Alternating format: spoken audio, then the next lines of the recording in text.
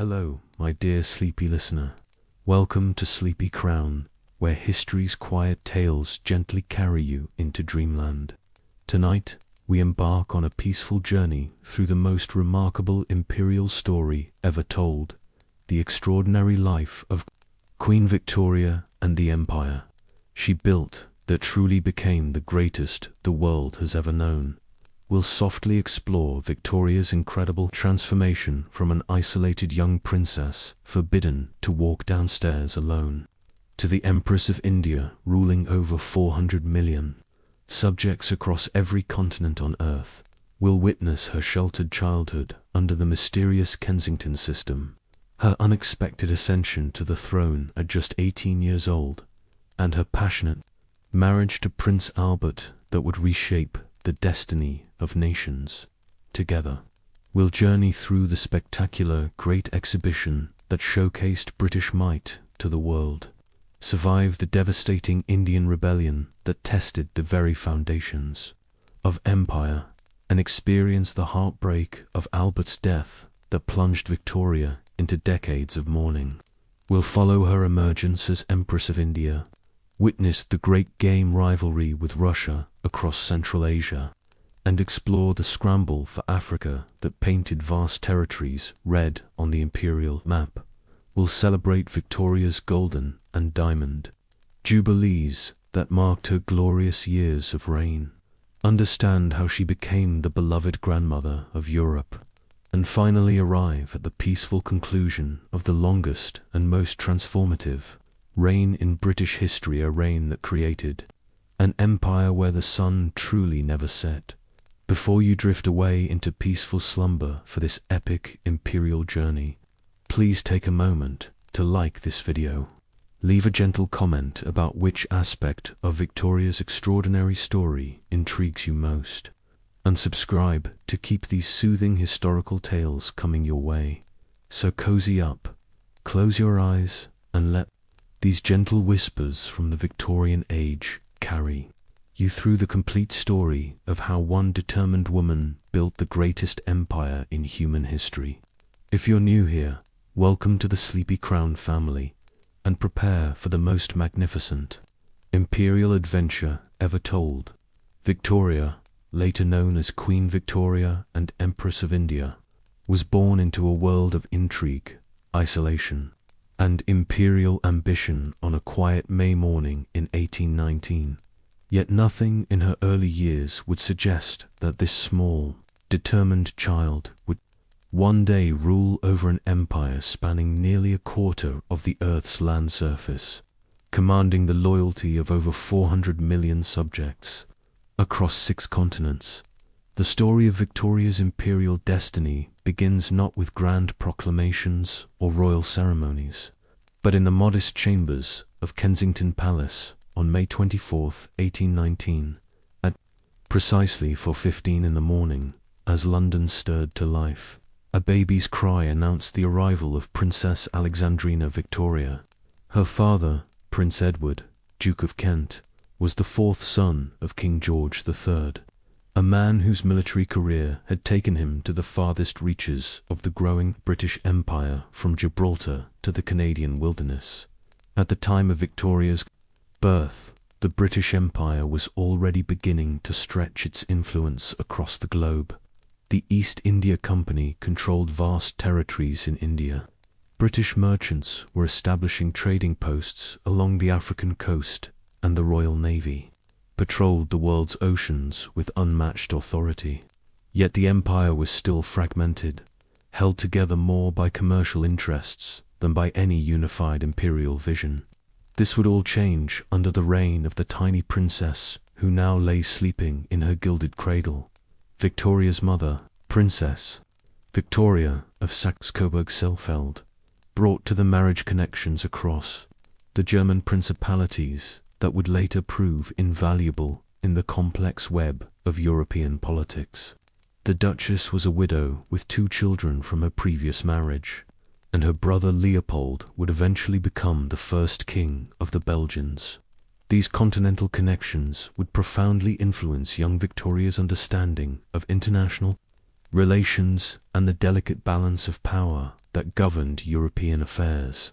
The christening ceremony, on June 24, 1819, held in the ornate cupola room at Kensington Palace, was attended by representatives of the major European powers. The baby was baptized Alexandrina Victoria Alexandrina, after Tsar Alexander I of Russia, who served as one of her godparents, and Victoria after her mother. Even at this early stage, the infant princess was being woven into the fabric of international diplomacy that would define the Imperial Age. When Victoria entered the world, the British monarchy itself was in a state of considerable uncertainty.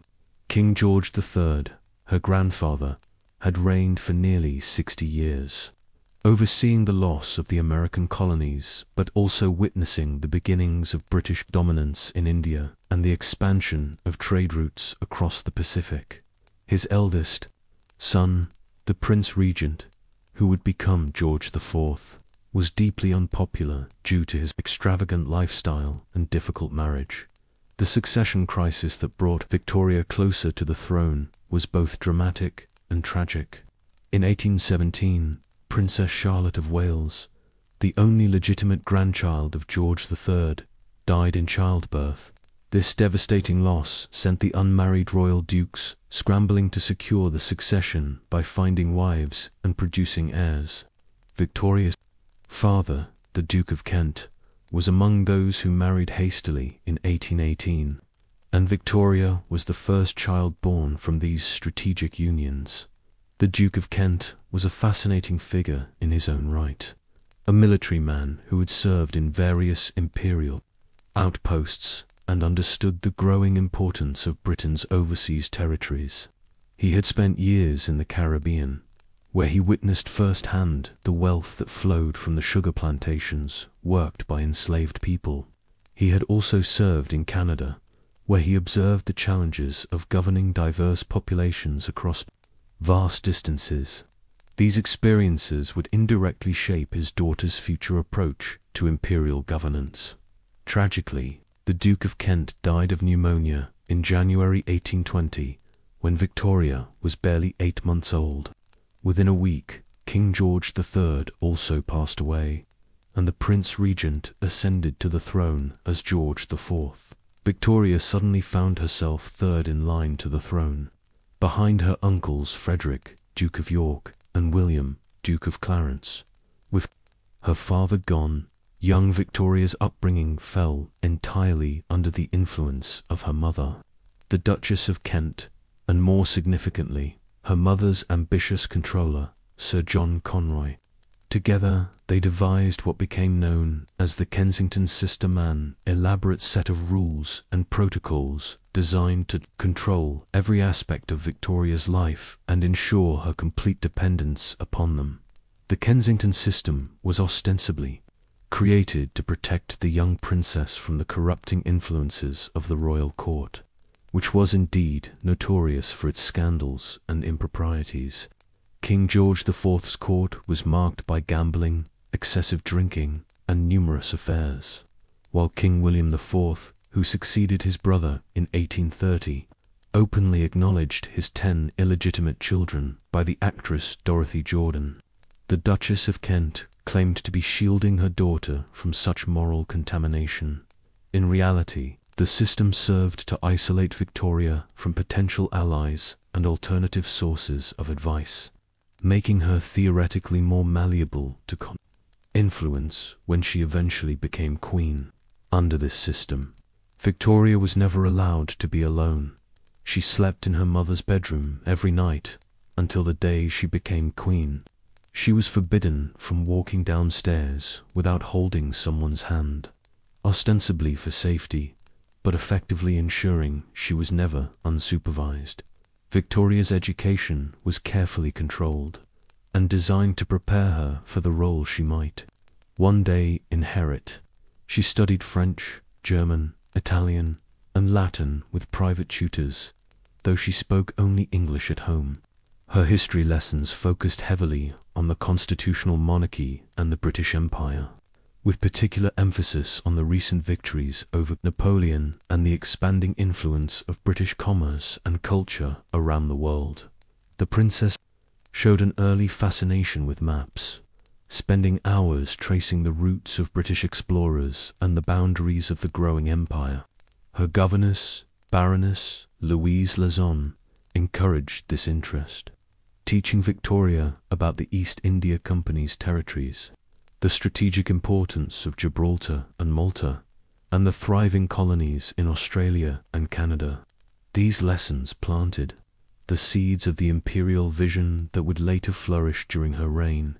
Despite the restrictions of the Kensington system, Victoria's personality began to assert itself from an early age. She was notably stubborn and strong-willed, characteristics that frustrated Conroy but would serve her well as a monarch. When told at age 10 that she might one day be queen, her famous response was, "I will be good," a declaration that revealed both her sense of duty and her determination to succeed where others might have failed. As Victoria grew older, the world around her was rapidly changing in ways that would define her future reign. The Industrial Revolution was transforming Britain into the world's first industrialized nation, creating unprecedented wealth and technological capabilities that would fuel imperial expansion. Steamships were beginning to revolutionize ocean travel, making it possible to maintain regular communication and transport between Britain and its distant territories. The Reform Act of 1832, passed when Victoria was 13, began the process of expanding voting rights and reforming Parliament, creating a more representative government that would be better equipped to manage a global empire. The abolition of slavery throughout the British Empire in 1833 represented both a moral victory and a practical challenge, as new forms of labor and economic organization had to be developed across the colonies. Victoria was keenly aware of these developments. Through her studies and conversations with her tutors, she understood that Britain was entering a new era of global influence, one that would require careful management of diverse populations, religions, and cultures across vast distances. Her education included detailed studies of colonial administration, international law, and the principles of governing people who had never known British rule. The princess also learned about the romantic aspects of empire through the adventures of explorers and missionaries who regularly visited London. She heard tales of exotic lands, ancient civilizations, and the supposedly civilizing mission of British rule. These stories captured her imagination and reinforced her sense of Britain's special destiny among the nations of the world. By the mid-1830s, it became increasingly likely that Victoria would indeed inherit the throne. The Duke of York died childless in 1827, and King William IV's legitimate daughters had all died in infancy. The king himself was aging and in poor health, making Victoria's succession almost certain. This prospect filled Sir John Conroy with ambitious dreams of power and influence. He envisioned himself as the power behind the throne, guiding a young and supposedly inexperienced queen who would be grateful for his continued guidance. He began styling himself as Victoria's future private secretary and made elaborate plans for the regency he hoped to establish if William IV died before Victoria reached the age of 18. However, Conroy had seriously underestimated both Victoria's intelligence and her strength of character. As she matured, she became increasingly resentful of the restrictions placed upon her and more determined to assert her independence when the opportunity arose. She began to understand that the Kensington system was designed more to benefit Conroy than to protect her, and she quietly resolved to free herself from his influence at the earliest possible moment. King William IV, for his part, was determined to live long enough to prevent a regency. He deeply distrusted the Duchess of Kent and despised Conroy, understanding their ambitious schemes all too well. In 1836, at a public dinner, He declared his intention to live until Victoria's 18th birthday, stating that he wanted to avoid placing the royal authority in the hands of a person now near me, who is surrounded by evil advisors and who is herself incompetent to act with propriety. The king's health deteriorated throughout 1836 and early 1837, but he held on with remarkable determination. Victoria turned 18 on May 24, 1837, avoiding a regency by less than a month. William IV died peacefully at Windsor Castle on June 20, 1837, secure in the knowledge that he had achieved his goal of delivering the throne directly to Victoria. In the early hours of June 20, 1837, Victoria was awakened at Kensington Palace by her mother and informed that the Archbishop of Canterbury and Lord Conyngham, the Lord Chamberlain, had arrived with urgent news. Still in her dressing gown, the 18-year-old princess received them alone the first time in her life.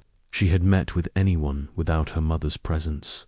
Lord Conyngham delivered the news that King William IV had died, and that she was now Queen of the United Kingdom of Great Britain and Ireland. Victoria later wrote in her diary, "I was awoke at 6 o'clock by Mama, who told me the Archbishop of Canterbury and Lord Conyngham were here and wished to see me. I got out of bed and went into my sitting room only in my dressing gown and alone, and saw them. Lord Conyngham then acquainted me that my poor uncle, the king, was no more, and had expired at 12 minutes past to this morning, and consequently that I am queen." The moment was historic in more ways than one. Not only was Victoria the youngest person to ascend the British throne since the Middle Ages, but she was also inheriting an empire that was poised for unprecedented expansion. The technological, economic, and military foundations were already in place for what would become the largest empire in human history. Victoria's first official acts as queen revealed both her determination to assert her independence and her understanding of the imperial responsibilities she had inherited. She immediately moved her bedroom, sleeping alone for the first time in her life. She dismissed Sir John Conroy from her household, though she allowed him to remain in her mother's service. Most significantly, she began working closely with her first Prime Minister, Lord Melbourne, to understand the complex machinery of government and the global responsibilities of the British Crown. Lord Melbourne, the Whig Prime Minister who guided Victoria through her early years as Queen, was himself a product of the expanding British Empire. His family had made their fortune in part through plantations in the Caribbean, and he understood the economic foundations of British power. Melbourne was charming, sophisticated, and experienced in international affairs, making him an ideal mentor for the young Queen. Under Melbourne's guidance, Victoria began to grasp the full scope of her imperial inheritance. The British Empire in 1837 included the Indian subcontinent, where the East India Company exercised political control over vast territories and millions of people. It encompassed the growing colonies of Australia and New Zealand, where British settlers were establishing new societies based on British laws and customs. It included strategically vital naval bases like Gibraltar, Malta, and the Cape of Good Hope, which controlled the major sea routes of the world. Melbourne helped Victoria understand that the empire was not merely a collection of distant territories, but an interconnected system that channeled wealth, resources, and strategic advantages back to Britain. He explained how Indian cotton supported British textile mills, how Australian gold would soon help finance British infrastructure, and how the Royal Navy's global presence ensured that British merchants could trade safely in the most remote corners of the world. That the young Queen proved to be an eager student of imperial affairs. She began receiving regular briefings on colonial developments, from the progress of settlements in Australia to the complex politics of India. She studied maps showing the global distribution of British territories and naval bases, beginning to visualize the empire as a coherent system rather than a random collection of possessions. Victoria also learned about the challenges of imperial governance. The empire included people of many different races, religions, and cultures, all of whom had to be governed according to British principles while respecting local traditions and customs. She understood that the success of the empire would depend on finding the right balance between central control and local autonomy, between British values and indigenous practices. Victoria's coronation on June 28, 1838, at Westminster Abbey was designed to showcase not only her royal authority, but also the global reach of the British Empire. Representatives from across the empire attended the ceremony, including Indian princes, Canadian officials, and colonial governors from Africa and the Caribbean. The coronation procession included soldiers from regiments that had served in India, the Mediterranean, and the Caribbean, demonstrating the military foundation of British imperial power. The crown jewels themselves included gems from across the empire, symbolizing how the wealth of distant territories contributed to the magnificence of the British monarchy. Victoria wore a crown containing diamonds from India and rubies from Burma, sitting on a throne supported by lions that represented the strength of British rule across continents. The ceremony was carefully choreographed to emphasize both the ancient traditions of British monarchy and the modern reality of global empire. Foreign observers were struck by the scale and grandeur of the ceremony, which seemed to announce that Britain, under its young queen, intended to play an even more prominent role in world affairs. The message was clear. This was not merely the coronation of another British monarch, but the investiture of an imperial sovereign whose influence would extend to every corner of the globe. In 1839, a young German prince arrived at Windsor Castle for what was officially described as a casual visit to the British court. Prince Albert of Saxe-Coburg and Gotha was Victoria's first cousin, and their meeting had been carefully orchestrated by their mutual uncle, King Leopold of the Belgians, who envisioned a marriage that would strengthen both British and German interests. Albert's arrival marked the beginning of one of the most significant partnerships in imperial history. While the visit was supposed to last several weeks, Victoria was smitten almost immediately. She later wrote in her diary, "Albert really is quite charming, and so excessively handsome. His hair is about the same color as mine. His eyes are large and blue, and he has a beautiful nose and a very sweet mouth with fine teeth. But the charm of his countenance is his expression, which is most delightful." Just 5 days after Albert's arrival, Victoria took the unprecedented step of proposing to him. As the reigning monarch, protocol demanded that she make the proposal, and she did so with characteristic directness and determination. Albert accepted, and their engagement was announced to a generally approving British public. The engagement represented more than a royal romance. It was a strategic alliance that would profoundly influence the development of the British Empire. Albert brought to the partnership a deep understanding of European politics, extensive knowledge of science and technology, and ambitious vision for social and economic progress. He would prove to be not merely Victoria's husband, but her closest advisor on imperial affairs.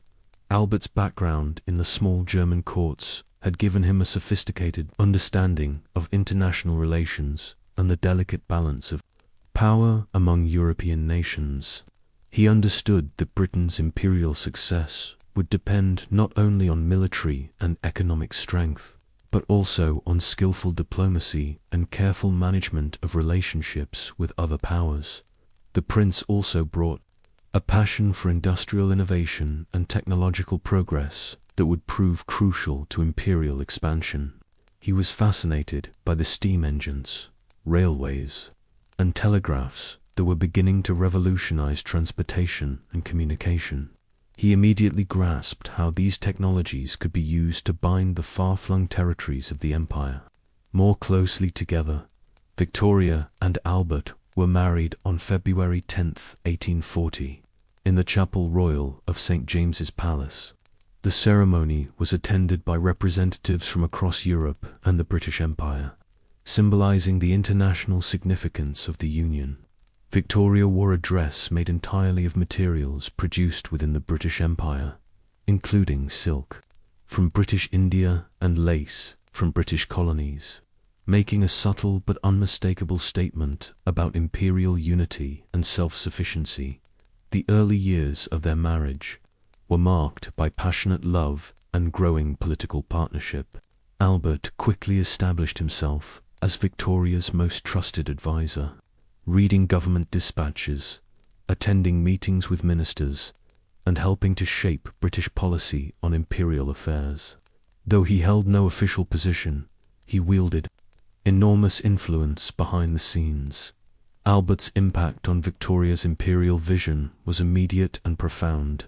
He encouraged her to think of the empire not merely as a source of wealth and strategic advantage, but as a force for civilization and progress around the world. He helped her develop the concept of the civilizing mission that would become central to Victorian imperial ideology, the belief that British rule brought law, order, and moral improvement to peoples who had supposedly never known such benefits. The prince also helped Victoria understand the importance of displaying imperial power and unity to both domestic and international audiences. He began planning what would become the Great Exhibition of 1851, an enormous showcase of British industrial might and imperial wealth that would demonstrate to the world the unprecedented scope and prosperity of the British Empire. Under Albert's influence, Victoria began to see herself not merely as the Queen of the United Kingdom, but as the sovereign of a global empire that included peoples of every race, religion, and culture. She started to embrace the imperial identity that would define the rest of her reign, thinking of herself as the mother figure of a vast imperial family that stretched from the fog-shrouded moors of Scotland to the sun-baked plains of India. As Victoria and Albert settled into married life, they began establishing the personal and political foundations that would support their joint management of the British Empire for the next 2 decades. They created a household that functioned as both a family home and the nerve center of imperial governance, where decisions affecting millions of people across the globe were made around the breakfast table. Their daily routine involved regular consultations on imperial affairs, with Albert reading dispatches from colonial governors, while Victoria reviewed reports from the India Office and the Foreign Office. They began hosting regular dinners for colonial officials, military officers, and imperial administrators, creating an informal network of communication that supplemented the official bureaucratic channels. The royal couple also established new traditions that emphasized the global nature of British power. They began incorporating elements from across the empire into court ceremonies, displaying artifacts from India, Africa, and the Pacific during state occasions. They commissioned portraits showing themselves surrounded by symbols of imperial power, and they began collecting maps, books, and artistic works that celebrated British achievements around the world. Victoria's pregnancy with their first child in 1840 was seen as a symbol of imperial continuity and expansion. The future heir would inherit an empire even larger and more prosperous than the one Victoria had received, and the royal couple began planning an education that would prepare their children to serve as ambassadors and representatives of British civilization throughout the world. Even in these early years of marriage, Victoria and Albert faced significant challenges that tested their understanding of imperial governance. The volatile situation in Canada, where French and English populations struggled for political control, required careful diplomacy to prevent another American-style rebellion. The complex politics of India, where the East India Company's authority was being challenged by local rulers and religious movements, demanded constant attention and occasional military intervention. The Queen also had to navigate the delicate relationships with other European powers who were beginning to develop their own imperial ambitions. France under Louis Philippe was expanding its influence in North Africa, while Russia was extending its control across Central Asia, creating potential conflicts with British interests in India and the Middle East. Victoria and Albert approached these challenges with a combination of pragmatism and idealism that would characterize their entire approach to imperial governance. They believed deeply in the moral righteousness of British rule, convinced that the empire brought peace, prosperity, and progress to regions that had previously known only chaos and stagnation. At the same time, they were realistic about the need for military force, economic pressure, and political maneuvering to maintain British dominance.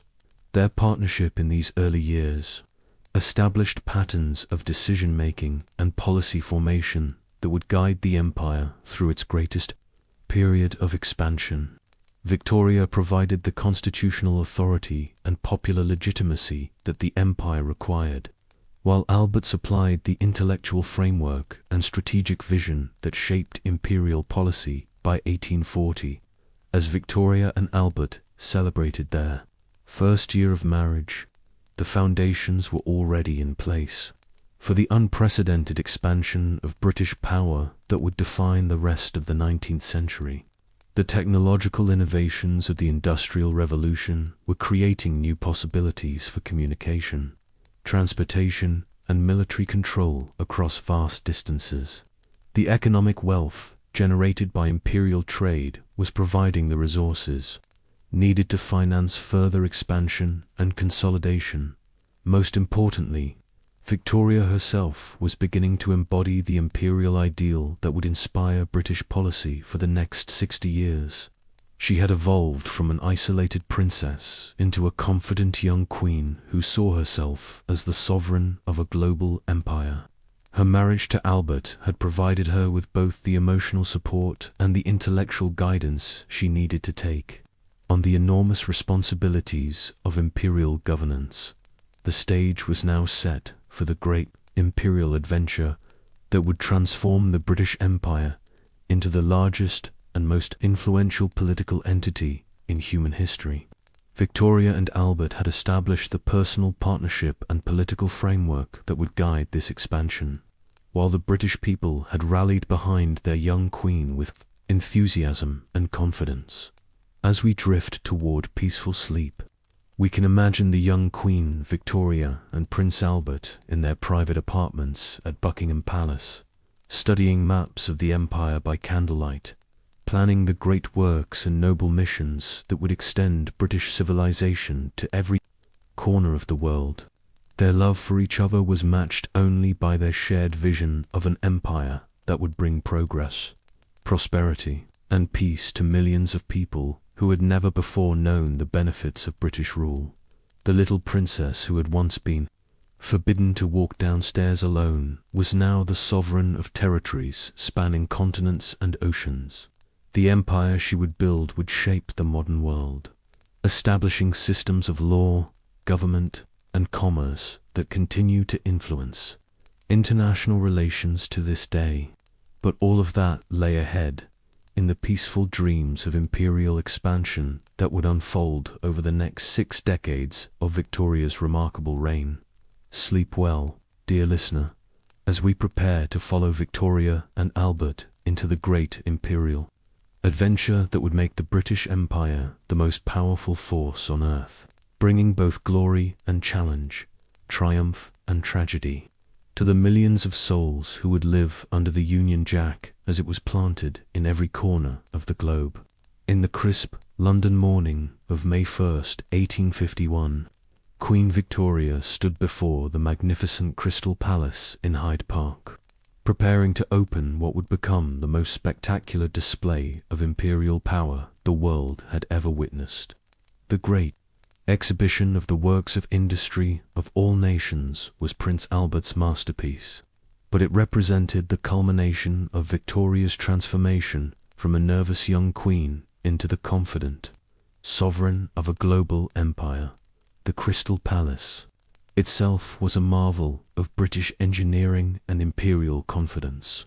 Designed by Joseph Paxton, this massive structure of iron and glass stretched over 1,800 feet in length and soared 130 feet into the London sky. It housed over 100,000 exhibits from across the British Empire and around the world. But the true message was unmistakable. Britain had become the workshop of the world, and its empire the source of unimaginable wealth and variety. Victoria walked through the gleaming halls of the Crystal Palace with a sense of wonder and pride that she would remember for the rest of her life.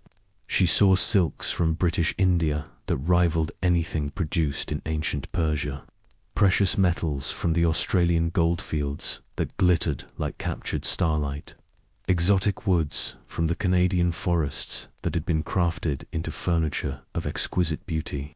Each display case told the story of British enterprise and imperial expansion, of merchants and administrators who had carried British civilization to the furthest corners of the earth. The Indian Pavilion was particularly magnificent, featuring the famous Kainor diamond that had been presented to Victoria after the annexation of the Punjab. The massive gem, weighing over 105 carats, had once adorned the peacock throne of the Mughal emperors, but now it symbolized the transfer of power from ancient Eastern dynasties to the modern British Empire. Victoria wore it frequently during the exhibition, a glittering reminder of Britain's dominance over the Indian subcontinent. Prince Albert had spent years planning the exhibition, understanding that it would serve multiple purposes in advancing British imperial interests. It would demonstrate British industrial supremacy to potential rivals, showcase the wealth and diversity of the empire to the British people, and establish London as the undisputed centre of world commerce and culture.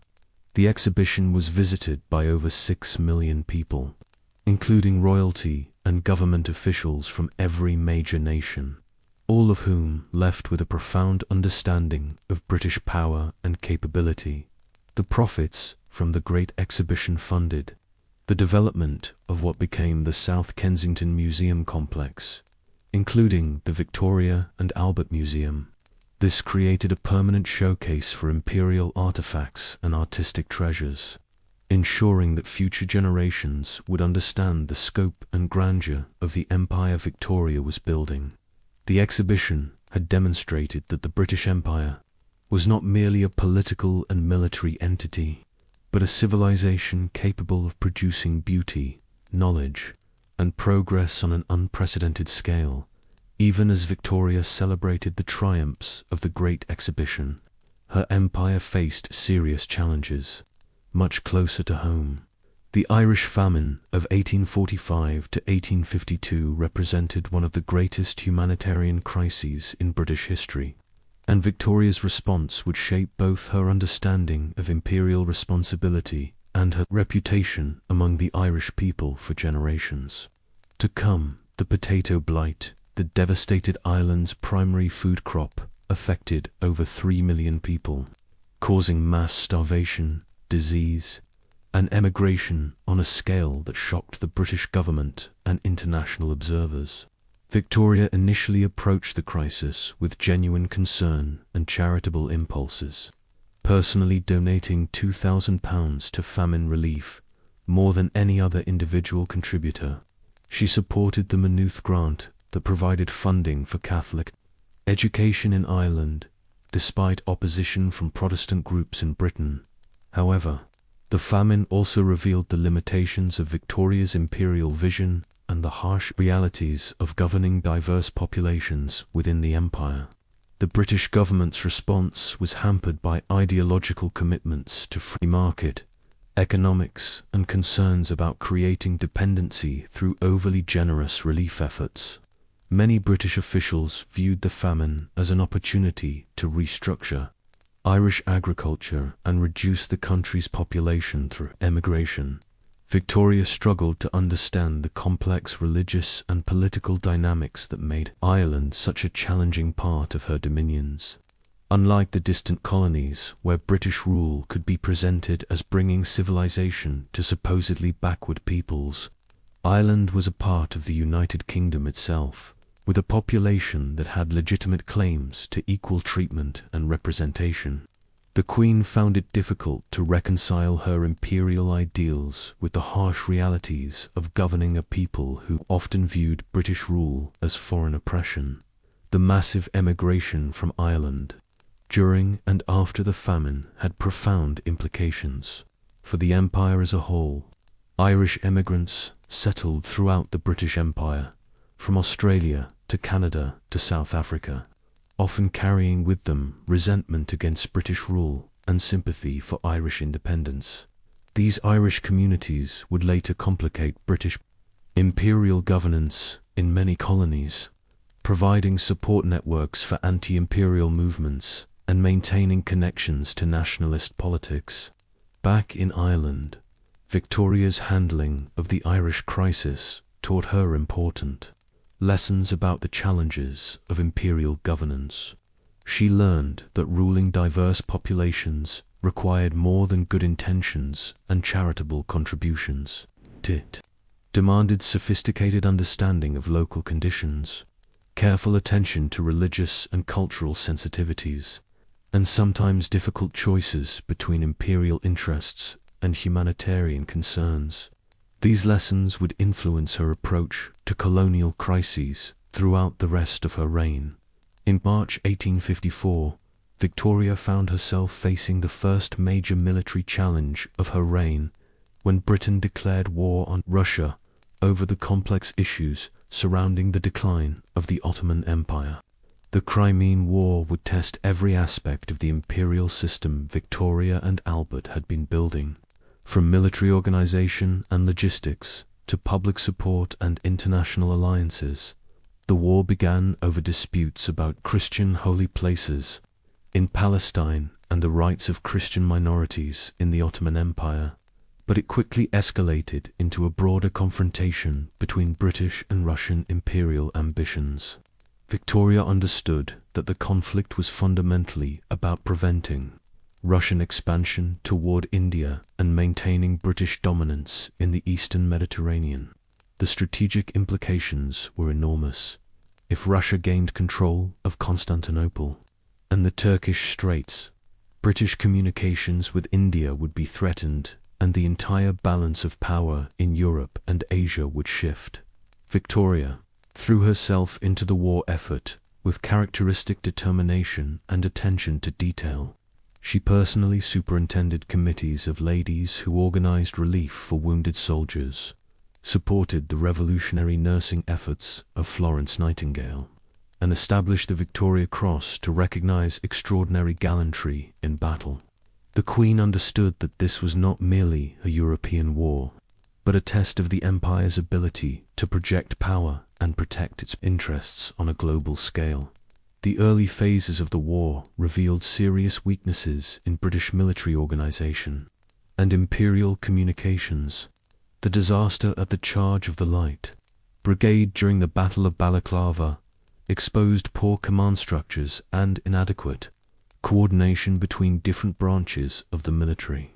The terrible suffering of British soldiers during the winter of 1854–55, when more men died from disease and exposure than from enemy action, highlighted the challenges of maintaining large armies far from home. Victoria was deeply affected by reports of the soldiers' suffering and took personal responsibility for improving military medical care and logistics. She read detailed reports from military hospitals, studied casualty lists, and maintained extensive correspondence with commanders in the field. The Queen began to understand that imperial warfare required not just courage and patriotism, but sophisticated systems of supply, communication, and medical support that could operate effectively across vast distances. The war also tested Britain's ability to maintain alliances and coordinate military operations with other European powers. The alliance with France required careful diplomatic management, as Napoleon III had his own imperial ambitions that sometimes conflicted with British interests. Victoria developed a working relationship with the French emperor, hosting him in London and visiting Paris in return, the first time a reigning British monarch had visited France in over 400 years. The successful conclusion of the war in 1856 validated Victoria's imperial strategy and demonstrated that the British Empire could successfully project power and defend its interests in distant theatres. The Treaty of Paris secured British objectives by neutralizing Russian naval power in the Black Sea and protecting the routes to India. However, the war had also revealed the enormous costs and challenges of maintaining a global empire, lessons that would influence British policy for decades to come. While the Crimean War dominated public attention, Victoria's empire was simultaneously expanding and consolidating its control in multiple regions around the world. The discovery of gold in Australia and California had triggered massive population movements and created new centers of wealth and political power within the empire. The development of steam navigation and telegraph communications was making it possible to govern distant territories more effectively than ever before. In Australia, the gold rushes of the 1850s transformed the continent from a collection of struggling penal colonies into prosperous societies that attracted immigrants from around the world. Victoria watched with fascination as cities like Melbourne and Sydney grew from small settlements into major commercial centres. The Queen understood that Australian gold was not merely enriching individual prospectors, but providing the financial foundation for further imperial expansion and development. The transportation revolution was equally important in binding the empire together. Steamships were reducing journey times between Britain and its colonies from months to weeks, while the construction of railways in India, Canada, and other territories was opening up vast interior regions for development and control. Victoria and Albert closely followed the progress of railway construction, understanding that these iron roads were the arteries through which imperial power would flow. The Canadian territories presented both opportunities and challenges for imperial development. The discovery of gold in British Columbia attracted thousands of prospectors and settlers, while the expansion of agriculture in the prairie provinces promised vast new sources of wheat and other commodities. However, the proximity to the United States created ongoing tensions and the need for careful diplomatic management to prevent American expansion into British territories. Victoria took particular interest in Canadian affairs, partly because of her personal connection to the territory through her father's military service there, and partly because she understood that Canada represented a test case for the evolution of imperial governance. The Canadian colonies were developing their own political institutions and sense of national identity while remaining loyal to the British Crown, creating a model that might be applied to other parts of the empire as they matured. In India, the East India Company was steadily expanding British control through a combination of military conquest, diplomatic alliances, and administrative efficiency. The annexation of the Punjab in 1849 brought rich agricultural lands and strategic territories under direct British rule, while the development of irrigation systems and railways was increasing agricultural productivity and commercial opportunities. Throughout the subcontinent, Victoria received regular reports on Indian affairs and began to develop a personal interest in the diverse cultures and religions of the subcontinent. She studied Hindi and Urdu, collected Indian art and artifacts, and maintained correspondence with British officials who served in various parts of India. The Queen was particularly fascinated by the complex relationships between different Indian princely states and the British authorities, understanding that successful imperial governance required subtle diplomatic skills as well as military power. In 1856, Victoria's empire became embroiled in another major conflict when tensions with China escalated into what became known as the Second Opium War. The conflict began with the Arrow Incident, when Chinese officials seized a British-registered ship and arrested its Chinese crew members. But it quickly expanded into a broader confrontation over British commercial and diplomatic rights in China. Victoria initially had mixed feelings about the conflict, understanding that the opium trade was morally questionable while recognizing that British commercial interests in China were vital to the empire's economic prosperity. The Queen was influenced by Prince Albert's more idealistic approach to imperial governance, but she also listened to government ministers who argued that British prestige and authority in East Asia depended on a strong response to Chinese resistance. The war demonstrated the effectiveness of modern military technology in imperial conflicts. British gunboats and modern artillery gave British forces overwhelming advantages over Chinese defenders, while steam navigation allowed rapid deployment of troops and supplies from British bases in Hong Kong and India. The capture of Canton and the advance on Beijing showed that the empire could project military power effectively, even in the most distant and challenging theaters of operation. However, the war also revealed some of the moral complexities of imperial expansion. The burning of the Summer Palace in Beijing was condemned by many critics as an act of vandalism that damaged irreplaceable cultural treasures, while the forced legalization of the opium trade raised serious questions about the ethics of imperial commerce. Victoria struggled with these moral ambiguities, wanting to believe that British rule brought civilization and progress, while recognizing that imperial expansion sometimes required harsh and destructive measures.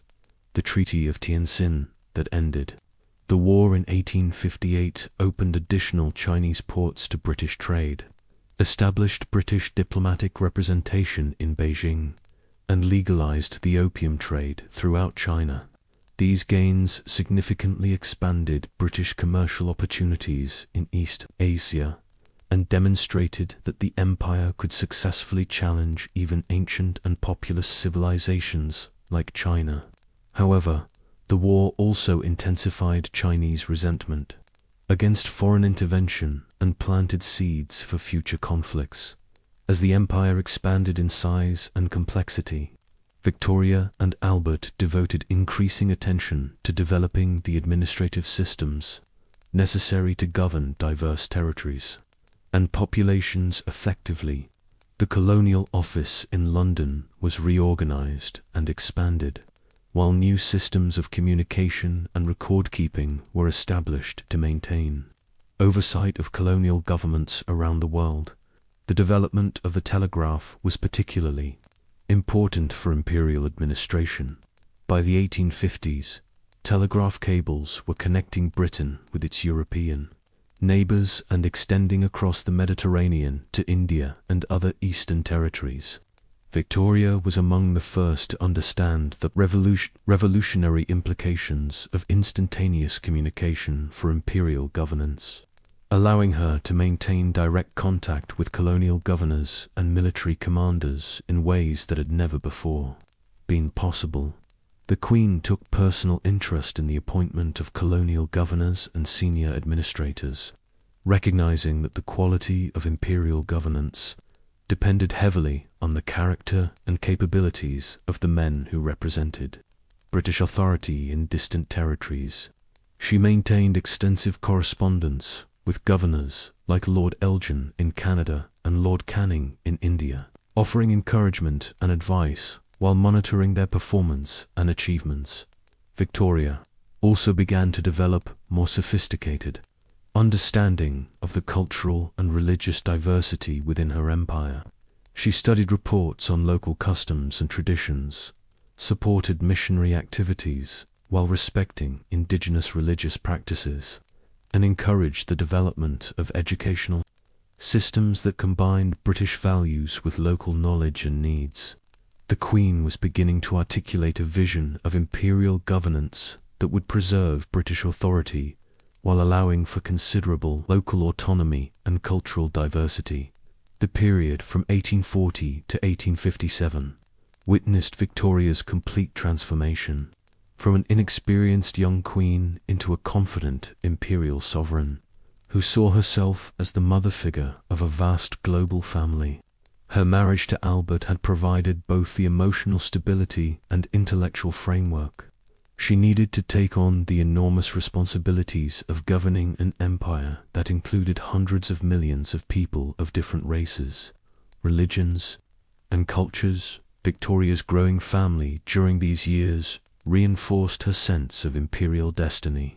The birth of her children Victoria, the Princess Royal, in 1840, Edward, the Prince of Wales, in 1841, Alice, in 1843, Alfred, in 1844, Helena, in 1846, Louise, in 1848, Arthur, in 1850, Leopold, in 1853, and Beatrice, in 1857, created a royal dynasty that could serve as representatives and ambassadors of British civilization throughout the world. The Queen began planning elaborate educational programs for her children that would prepare them for imperial service. They studied multiple languages, learned about different cultures and religions within the empire, and developed understanding of the political and economic systems that held the empire together.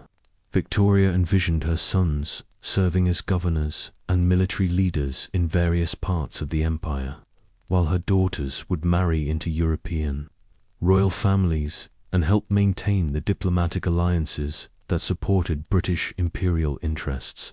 Victoria's personal style during these years reflected her growing confidence and imperial identity. She began incorporating elements from across the empire into court ceremonies and royal residences, displaying Indian artifacts alongside European art, wearing jewelry made from Australian gold and South African diamonds, and hosting dinners featuring foods and customs from different parts of the empire. The Queen was creating a distinctly imperial culture that celebrated the diversity and wealth of British dominions around the world. The royal household itself became a microcosm of the empire, employing servants and staff from various colonies and territories.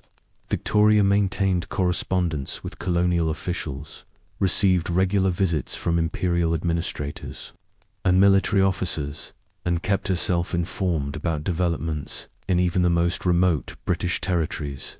Buckingham Palace and Windsor Castle functioned as the informal headquarters of the empire, where decisions affecting millions of people were made in consultation between the Queen, her ministers, and her colonial representatives. The economic prosperity that supported Victoria's imperial expansion during this period was based on an increasingly sophisticated system of global trade and resource extraction. British factories processed raw materials from around the empire: cotton from India and Egypt, wool from Australia, timber from Canada, sugar from the Caribbean, and exported finished goods back to colonial markets and international customers. The discovery of gold in Australia and California provided enormous new sources of wealth that helped finance imperial expansion and development. Victoria followed the progress of the gold rushes with keen interest, understanding that these discoveries were not merely enriching individual prospectors, but providing the financial foundation for railways, telegraph systems, and other infrastructure projects that would strengthen imperial control and communication. The development of international banking and credit systems centered in London made it possible to finance large-scale development projects across the empire. British investors provided capital for railway construction in India, mining operations in South Africa, and agricultural development in Canada and Australia. These investments created networks of economic interdependence that bound the empire together more effectively than military force alone could accomplish. Victoria also understood the importance of maintaining British technological and industrial advantages that made the empire economically viable. She supported scientific research and technological innovation, encouraged the development of new manufacturing techniques, and promoted the expansion of technical education that would ensure Britain's continued leadership in industrial development. Queen recognized that the empire's economic success depended on maintaining a delicate balance between extracting wealth from the colonies and investing enough in their development to ensure continued loyalty and productivity.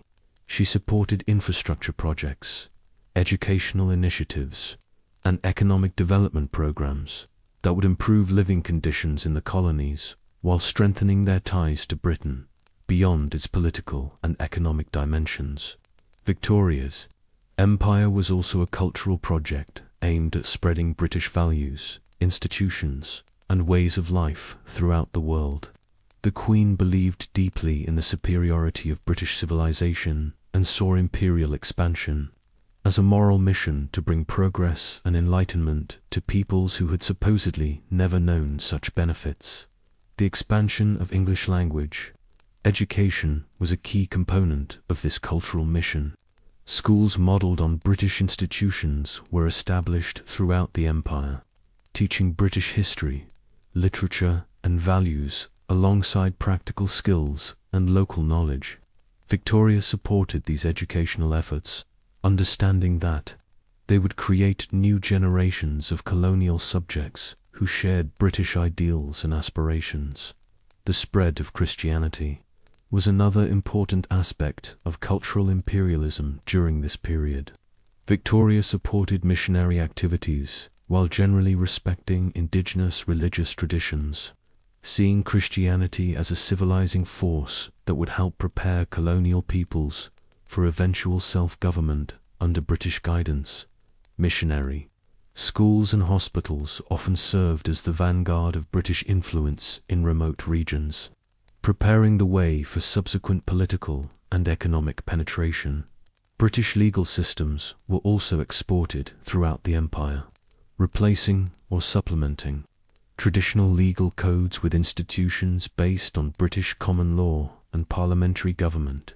Victoria saw this legal expansion as one of the empire's greatest contributions to human progress, bringing concepts of individual rights, due process, and equal justice under law to societies that had supposedly never known such protections. The development of colonial newspapers, libraries, and cultural institutions helped spread British ideas and maintain connections between distant territories and the metropolitan centre. These institutions created networks of cultural exchange that reinforced political and economic ties, while allowing for some adaptation of British models to local conditions and needs. Even as Victoria celebrated the expansion and consolidation of her empire during this period, the seeds of future challenges were already becoming apparent. The rapid pace of change was creating new social and political pressures within both Britain and the colonies, while the growing complexity of imperial administration was straining the governmental systems that had been developed to manage much simpler colonial relationships. In Britain itself, the expansion of democratic participation was creating new demands for accountability and oversight of imperial governance. The Reform Acts of 1832 and 1867 expanded voting rights and made Parliament more representative of popular opinion, while the growth of a free press meant that colonial policies were subject to increasing scrutiny and criticism from both supporters and opponents of imperial expansion. Within the colonies, the development of local institutions and the growth of educated colonial elites were creating new aspirations for self-government and autonomy. The Canadian colonies were already developing their own political traditions and sense of national identity, while in Australia the discovery of gold was attracting immigrants who had little emotional attachment to British traditions and institutions. Most ominously, The rapid expansion of British control in India was creating tensions that would soon explode into the most serious crisis of Victoria's reign. The annexation of native states, the introduction of Western education and legal systems, and the growing presence of Christian missionaries were generating resentment among traditional elites and religious leaders who saw British rule as a threat to ancient customs and beliefs. Victoria was not entirely unaware of these growing tensions, but she remained confident that British benevolence and good governance would ultimately overcome any resistance to imperial rule. She believed that the benefits of British civilization were so obvious and substantial that colonial peoples would eventually embrace British authority with gratitude and enthusiasm. Prince Albert's influence on imperial policy during this period cannot be overstated. His vision of technological progress and scientific advancement as the foundation of imperial power shaped Victoria's understanding of how the empire could be maintained and expanded in the modern age. Albert was fascinated by the potential of railways, telegraphs, and steam navigation to bind distant territories together and make effective governance possible on a global scale. The prince organized scientific expeditions and geographical surveys that expanded knowledge of imperial territories and resources while identifying opportunities for further development and exploitation. He supported the work of explorers like David Livingstone in Africa and encouraged the development of more accurate maps and navigation techniques that would facilitate imperial expansion into previously inaccessible regions. Albert also promoted educational and cultural exchanges between different parts of the empire, believing that greater knowledge and understanding would strengthen imperial unity, while preserving valuable local traditions and customs. He encouraged the study of indigenous languages and cultures, supported the preservation of historical monuments and artistic traditions, and promoted scientific research that would benefit both Britain and the colonies. The prince's vision of the empire as a force for progress and enlightenment appealed strongly to Victoria's own idealistic nature, while providing practical frameworks for imperial governance and development. His emphasis on technological innovation and scientific advancement gave the empire a sense of purpose and direction that went beyond mere territorial acquisition or economic exploitation. As 1857 dawned, Victoria could look back on nearly 20 years of remarkable imperial expansion and consolidation with considerable satisfaction. The Great Exhibition had demonstrated British supremacy to the world. The Crimean War had validated the empire's military capabilities, and steady territorial expansion had brought vast new regions under British control. The Queen had transformed herself from an inexperienced young woman into a confident imperial sovereign who commanded the loyalty of hundreds of millions of subjects around the globe.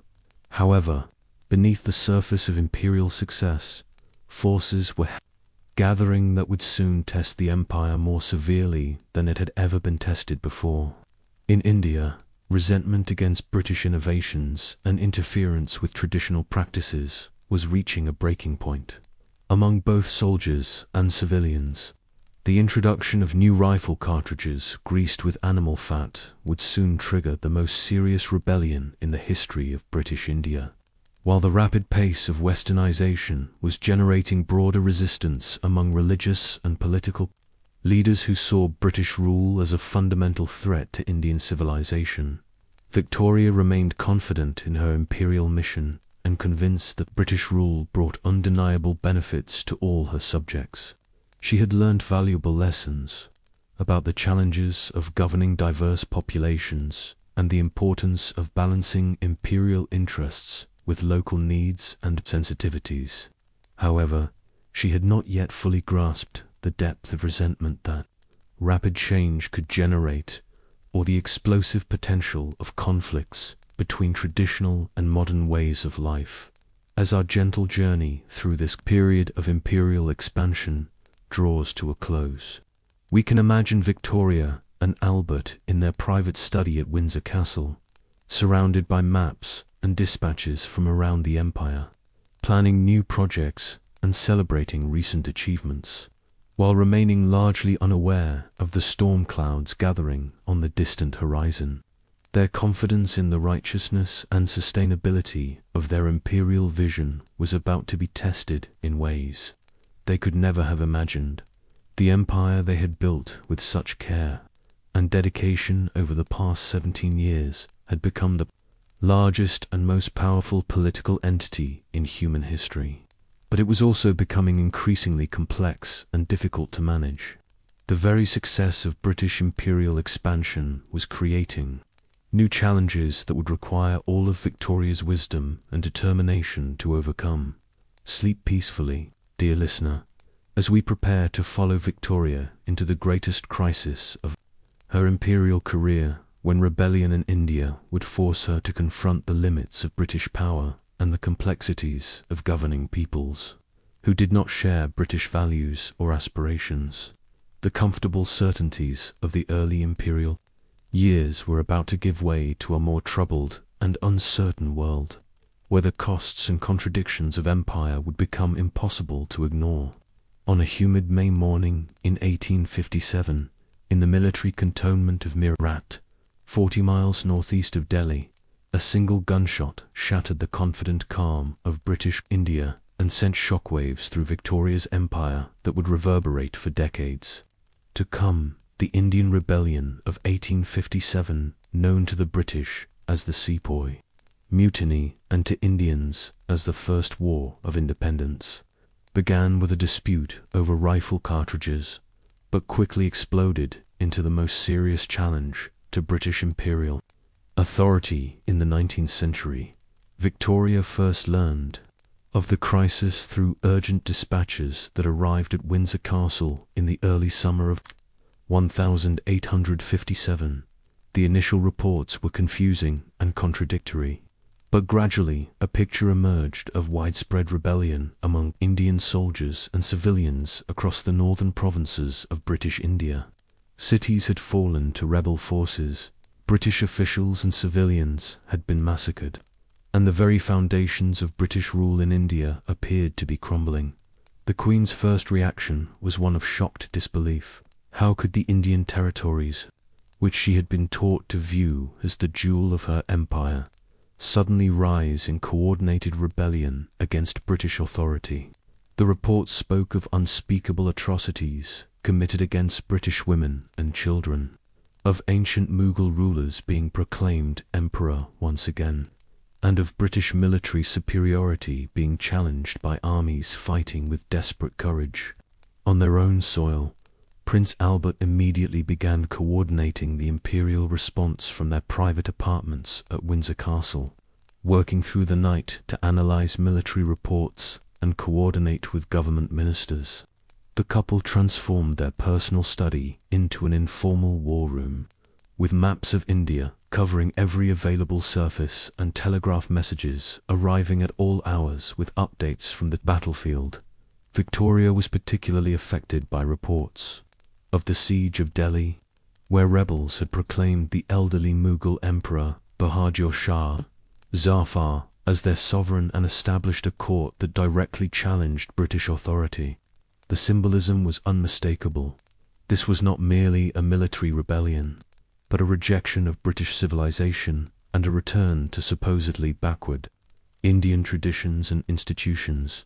The Queen struggled to understand how the Indian population, whom she believed had benefited enormously from British rule, could turn so violently against their benevolent governors.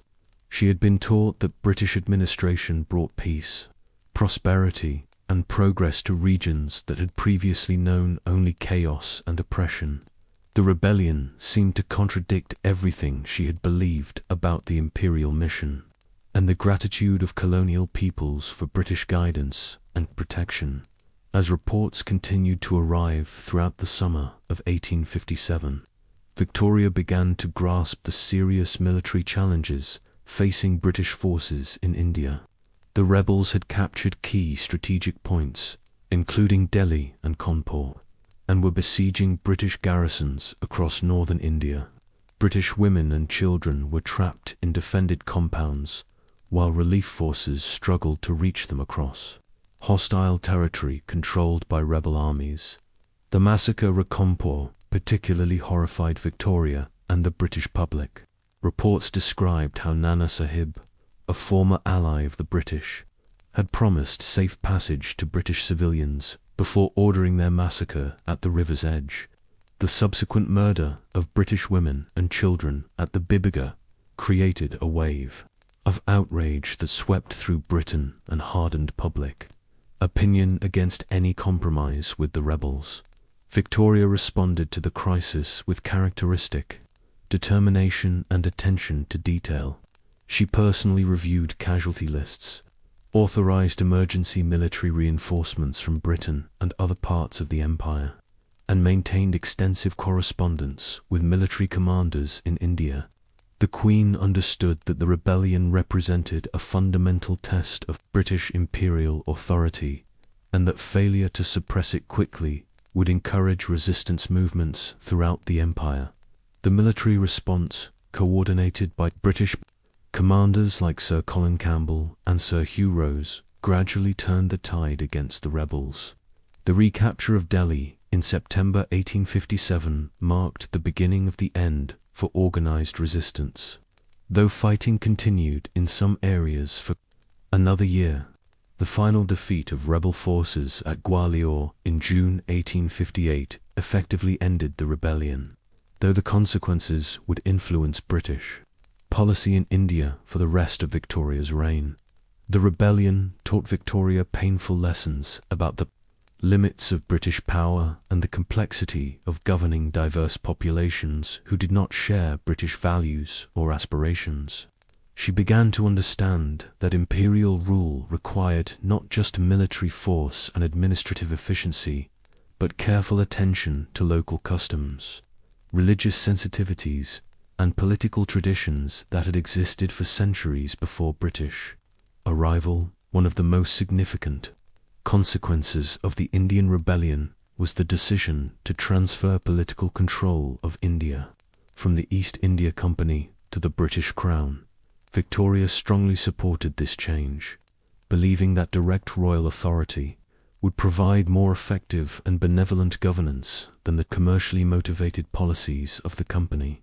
The Government of India Act of 1858 formally dissolved the East India Company's political authority and established the new office of Viceroy of India as the Crown's representative in the subcontinent.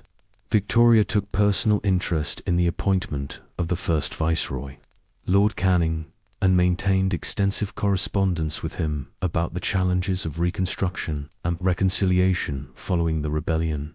The Queen was deeply involved in drafting the royal proclamation that announced the new arrangements to the Indian people.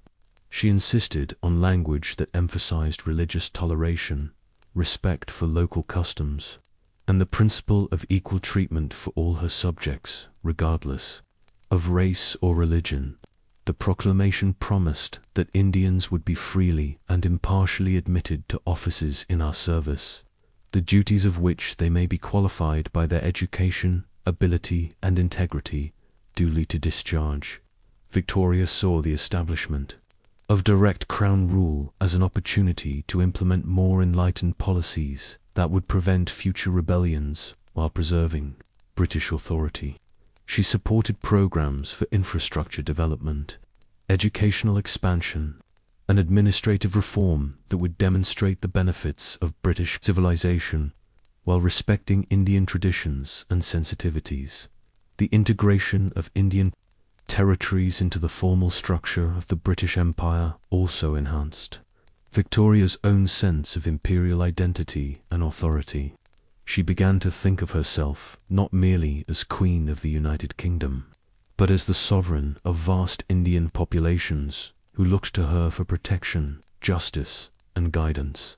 This expanded conception of royal authority would eventually lead to her adoption of the title Empress of India in 1876. On December 14, 1861, Prince Albert died of typhoid fever at Windsor Castle, leaving Victoria devastated and the empire without its most influential advisor on imperial policy. Albert's death at the age of only 42 was a personal catastrophe for Victoria, but it also represented a significant loss for the empire, as the prince had been instrumental in developing the technological and cultural foundations of imperial expansion. Victoria's grief was overwhelming and immediate. She described feeling as though the light of her life had gone out and retreated into deep mourning that would last for the rest of her reign. The Queen, dressed in black for the remainder of her life, maintained Albert's rooms exactly as he had left them, and established elaborate memorials to preserve his memory and honor his contributions to the empire. The prince's death occurred at a particularly challenging time for the empire, as British forces were engaged in military operations in New Zealand. Canada was struggling with political tensions between French and English populations, and the American Civil War was creating diplomatic complications for British policy. Victoria found herself having to confront these challenges without the intellectual partnership and emotional support that had sustained her through the first 24 years of her reign. In her grief, Victoria initially withdrew from public duties and avoided the ceremonial functions that were essential to maintaining imperial unity and morale. She spent long periods at Balmoral Castle in Scotland and Osborne House on the Isle of Wight, communicating with her ministers primarily through written correspondence and avoiding the public appearances that had helped build popular support. For the empire, this prolonged period of royal seclusion created serious concerns among government, ministers and imperial administrators who understood the importance of royal visibility and ceremonial leadership for maintaining imperial authority. Colonial governors reported that Victoria's absence from public life was being interpreted in some territories as a sign of imperial weakness or decline, while critics in Britain began questioning whether the monarchy remained relevant to modern imperial governance. However, Victoria's withdrawal from public life also allowed her to focus more intensively on imperial correspondence and policy development. She began reading colonial dispatches more carefully, maintaining more extensive correspondence with imperial administrators, and developing deeper understanding of the challenges facing different parts of the empire. In many ways, her period of mourning became a time of imperial education that prepared her for the more active role she would eventually play in imperial governance. The Queen also used this period to establish lasting memorials to Albert's vision of technological progress and cultural advancement as the foundation of imperial power. The Albert Memorial in London and the Royal Albert Hall became symbols of the prince's contributions to imperial development, while the Victoria and Albert Museum preserved artifacts and artistic treasures from across the empire as a testament to the diversity and richness of British dominions. Even as Victoria struggled with personal grief, her empire continued to expand its influence in East Asia through the Second Opium War of 1856 to 1860. The conflict began with the Arrow Incident, when Chinese officials seized a British-registered ship, but it quickly escalated into a broader confrontation over British commercial and diplomatic rights throughout China. Victoria initially had mixed feelings about the war, understanding that it involved moral complexities, while recognizing the strategic and economic importance of maintaining British influence in China. The Queen was influenced by criticism from figures like William Gladstone, who denounced the opium trade as immoral and condemned British military action as unjustified aggression against Chinese sovereignty. However, Victoria also understood that British prestige and commercial interests in East Asia required a strong response to Chinese resistance. The empire's textile industries depended on access to Chinese markets, while the strategic position of Hong Kong and other British territories in the region would be undermined if China succeeded in limiting British rights and privileges. The military campaign demonstrated both the effectiveness of modern British military technology and the cultural complexities of imperial expansion in ancient civilizations. British gunboats and modern artillery gave British forces overwhelming advantages over Chinese defenders, allowing them to capture Canton, advance up the Pearl River, and eventually threaten Beijing itself. The burning of the Summer Palace in Beijing in October 1860 was one of the most controversial acts of the entire war.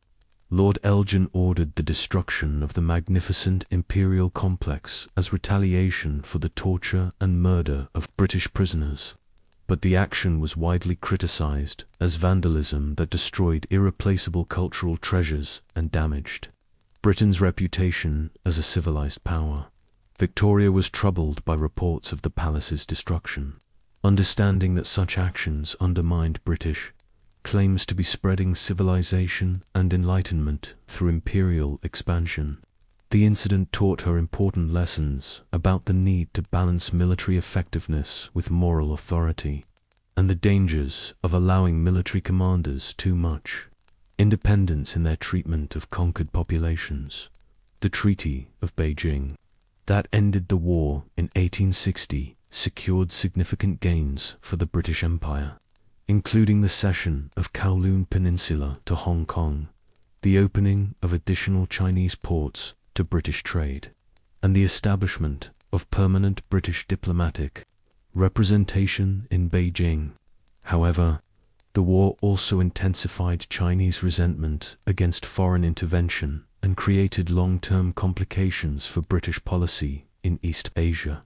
During this period of personal and imperial crisis, Victoria also faced significant challenges in other parts of her empire that tested her understanding of colonial governance and the limits of imperial authority. In New Zealand, conflicts between European settlers and indigenous Maori populations erupted into the New Zealand Wars of 1860 to 1872, while in Canada, political tensions between French and English populations threatened to undermine imperial unity and stability. The New Zealand Wars presented particularly complex challenges for imperial policy. The conflicts began over disputes about land ownership and political authority, but they quickly revealed fundamental disagreements about the nature of colonial society and the rights of indigenous peoples within the British Empire. Victoria found herself trying to balance the legitimate interests of British and European settlers with treaty obligations to protect Maori rights and traditional ways of life. The Queen received detailed reports about Maori military capabilities and political organization, developing considerable respect for their courage and tactical skill. She was impressed by accounts of Maori fortifications and guerrilla warfare techniques that frustrated British military commanders and prolonged the conflicts far beyond their expected duration.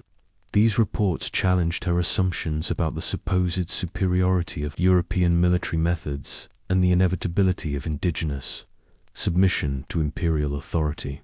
Victoria also struggled with the moral complexities of colonial warfare, particularly when British forces destroyed Maori villages and food supplies in an effort to starve out resistance fighters. She understood the military logic of such tactics, while recognizing that they contradicted British claims to be bringing civilization and protection to indigenous peoples. These conflicts taught her important lessons about the harsh realities of imperial expansion and the sometimes brutal methods required to maintain colonial control. In Canada, Victoria faced different but equally complex challenges as political leaders in the various colonies struggled to develop new forms of government that would satisfy both French and English populations while maintaining imperial unity. The Queen supported the Confederation movement that would eventually create the Dominion of Canada in 1867, understanding that greater autonomy and self-government were necessary to maintain colonial loyalty and prevent American expansion into British territories. The development of responsible government in Canada represented an important evolution in imperial governance, creating new models for colonial autonomy that could potentially be applied to other parts of the empire as they matured. Victoria was initially concerned about the implications of allowing colonies to govern themselves, but she gradually came to see confederation as a way of maintaining imperial unity while accommodating local aspirations for self-determination. The American Civil War of 1861 to 1865 created serious diplomatic challenges for Victoria's empire, as Britain had to navigate between Confederate and Union claims while protecting British commercial interests and maintaining imperial neutrality. The conflict also raised important questions about slavery, democracy, and the future of imperial relationships with the United States. Victoria personally favored the Union cause, understanding that Confederate independence would legitimize the principle of secession and potentially encourage similar movements within the British Empire. However, she also recognized that British economic interests were often better served by Confederate cotton supplies, while many British political leaders sympathized with Confederate claims to self-determination and resistance to federal authority. The Trent Affair of 1861, when a U.S. Navy ship intercepted a British mail steamer and arrested Confederate diplomats, brought Britain and the United States to the brink of war and tested Victoria's commitment to peaceful resolution of international disputes. The Queen supported diplomatic negotiations that eventually secured the release of the Confederate diplomats while avoiding military confrontation that could have had devastating consequences for both nations. Victoria was particularly concerned about the implications of the American conflict for British territories in Canada, which would be vulnerable to American invasion in the event of war. She supported military reinforcements for Canadian defenses, while encouraging diplomatic solutions that would preserve British neutrality and protect imperial interests. The eventual Union victory in 1865 validated Victoria's judgment about the likely outcome of the conflict, while creating new opportunities for improved relations between Britain and the United States. The Queen understood that American power was growing rapidly and that the British Empire would need to accommodate American interests while maintaining its own global position and influence. The 1860s witnessed remarkable technological and economic developments that transformed the capabilities and character of Victoria's empire. The completion of the first transatlantic telegraph cable in 1866 created instantaneous communication between Britain and North America for the first time, while the opening of the Suez Canal in 1869 dramatically reduced journey times between Britain and India. Victoria was fascinated by these technological achievements and understood their profound implications for imperial governance and unity.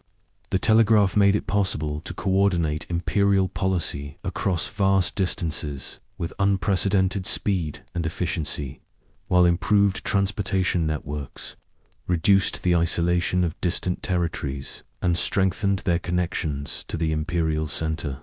The Queen closely followed the construction of railways throughout the empire, understanding that these iron roads were vital arteries for imperial commerce and strategic mobility. The completion of the Canadian Pacific Railway would eventually connect Atlantic and Pacific territories, while railway networks in India, Australia, and South Africa opened up vast interior regions for development and control. The discovery of diamonds in South Africa in 1867 created new sources of imperial wealth while attracting international attention to regions that had previously been considered remote backwaters. Victoria understood that these mineral discoveries would transform the strategic importance of South Africa and potentially create new conflicts with other European powers who were developing their own colonial ambitions. The expansion of steamship networks reduced journey times between Britain and its colonies, while making regular passenger and cargo services economically viable on routes that had previously been too expensive or dangerous for commercial development. These improvements in transportation and communication were binding the empire together more effectively than ever before, while creating new possibilities for imperial expansion and consolidation. Victoria's empire during this period was also characterized by significant religious and cultural developments that shaped imperial identity and policy.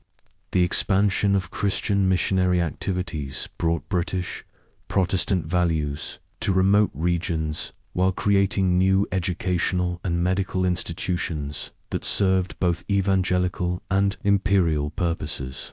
The Queen personally supported missionary activities while generally respecting indigenous religious traditions, seeing Christianity as a civilizing force that would help prepare colonial peoples for eventual self-government under British guidance. She maintained correspondence with leading missionaries and received regular reports on their progress in different parts of the empire. The development of colonial universities and educational institutions created new opportunities for indigenous elites to acquire Western education while potentially maintaining loyalty to the British Empire. Victoria supported these educational initiatives, understanding that they would create new generations of colonial administrators and professionals who shared British values and aspirations. The preservation and study of indigenous cultures and languages became increasingly important during this period, as scholars and administrators recognized that effective imperial governance required understanding of local traditions and customs. Victoria encouraged these scholarly activities while supporting policies that would gradually introduce British institutions and values without completely destroying traditional ways of life. The expansion of English language, literature, and journalism throughout the empire created new networks of cultural exchange and intellectual development that reinforced political and economic ties, while allowing for considerable local adaptation and innovation. These cultural developments helped create a distinctly imperial civilization that combined British traditions with influences from across the empire. By 1870, Victoria had evolved from a grief-stricken widow into a more confident and experienced imperial sovereign who understood both the possibilities and limitations of British power. The traumatic experiences of the Indian Rebellion, Prince Albert's death, and various colonial conflicts had taught her valuable lessons about the complexities of governing diverse populations across vast distances. The Queen had developed a more sophisticated understanding of the cultural and religious diversity within her empire, recognizing that successful imperial governance required careful attention to local customs and sensitivities, rather than simple imposition of British values and institutions. She had learned to balance imperial interests with humanitarian concerns, understanding that the long-term success of the empire depended on maintaining the loyalty and cooperation of colonial populations, rather than relying solely on military force and administrative coercion. Victoria's correspondence during this period reveals a monarch who was becoming increasingly confident in her role as the symbolic center of a global empire, while remaining realistic about the challenges and limitations of imperial power. She had learned to work effectively with her ministers and colonial administrators, providing guidance and support while avoiding the kind of direct political interference that had characterized her early years as queen. The Queen's personal style had also evolved to reflect her imperial identity and responsibilities. She began incorporating more elements from across the empire into court ceremonies and royal residences, displaying artifacts and artistic treasures that celebrated the diversity and wealth of British dominions. Her jewelry collection included gems from every corner of the empire, while her wardrobes featured silks and fabrics produced in British territories around the world. As the 1860s drew to a close, Victoria was preparing for an even more active role in imperial governance and ceremonial leadership. The technological improvements in communication and transportation were making it possible for her to maintain more direct contact with colonial territories, while the growth of democratic participation in Britain was creating new demands for royal visibility and ceremonial authority. The Queen was also beginning to envision new forms of imperial organization that would accommodate the growing autonomy of settler colonies like Canada and Australia, while maintaining the unity and coherence of the empire as a whole. The success of Canadian Confederation in 1867 had demonstrated that greater self-government could actually strengthen rather than weaken imperial ties, creating new models for imperial development that could potentially be applied to other territories. Victoria's children were beginning to reach maturity and take on imperial responsibilities of their own. The Princess Royal had married the Crown Prince of Prussia, creating new diplomatic connections between the British Empire and European powers, while the Prince of Wales was being prepared for his eventual role as heir to the imperial throne. The Queen saw her expanding family as a valuable resource for imperial diplomacy and administration, with her children serving as representatives and ambassadors of British civilization throughout the world. The economic prosperity generated by imperial trade and investment was providing the financial foundation for even greater expansion and development. The wealth flowing from Indian trade, Australian gold, Canadian agriculture, and South African diamonds was financing railway construction, telegraph systems, and other infrastructure projects that would strengthen imperial control and communication for generations to come. The opening of the Suez Canal in November 1869 represented one of the most significant strategic developments in the history of the British Empire.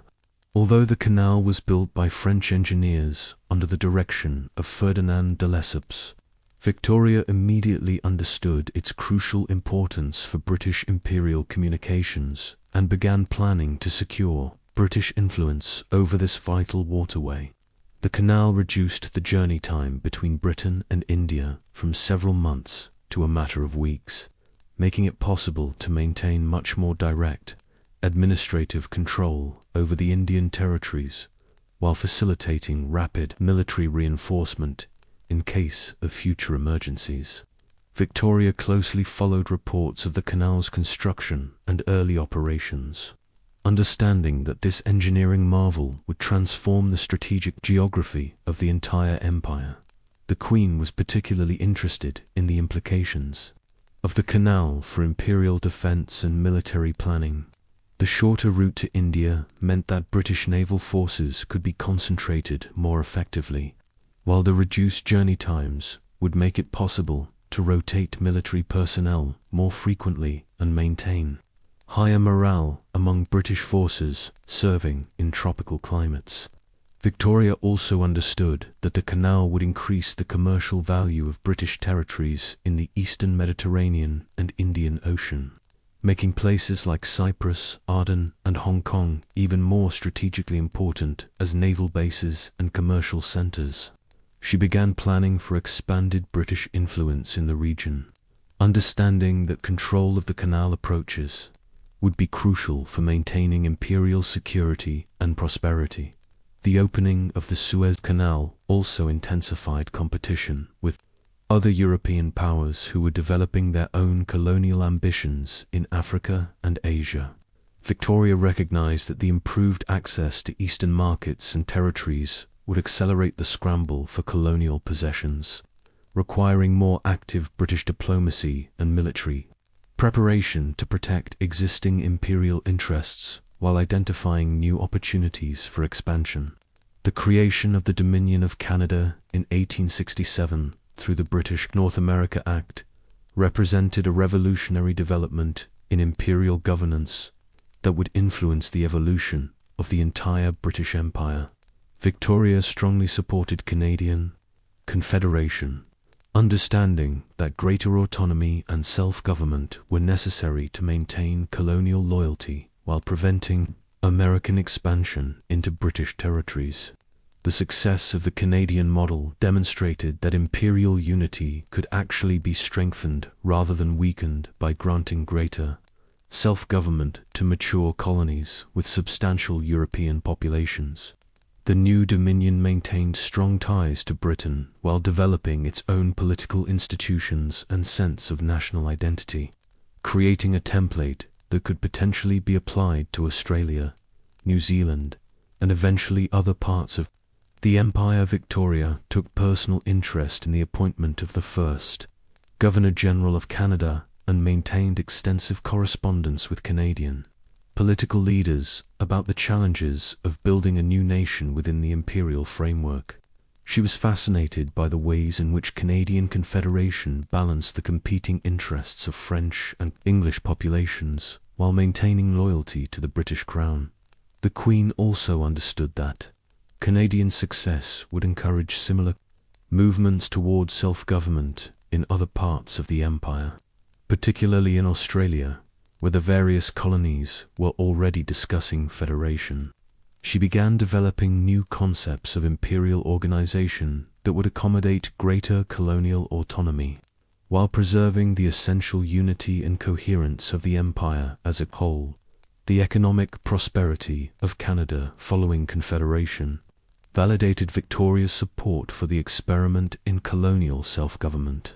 The completion of the Canadian Pacific Railway would eventually connect the new Dominion from Atlantic to Pacific, while the development of agriculture and industry in the Canadian prairies would provide valuable commodities for imperial trade and strategic reserves for imperial defense.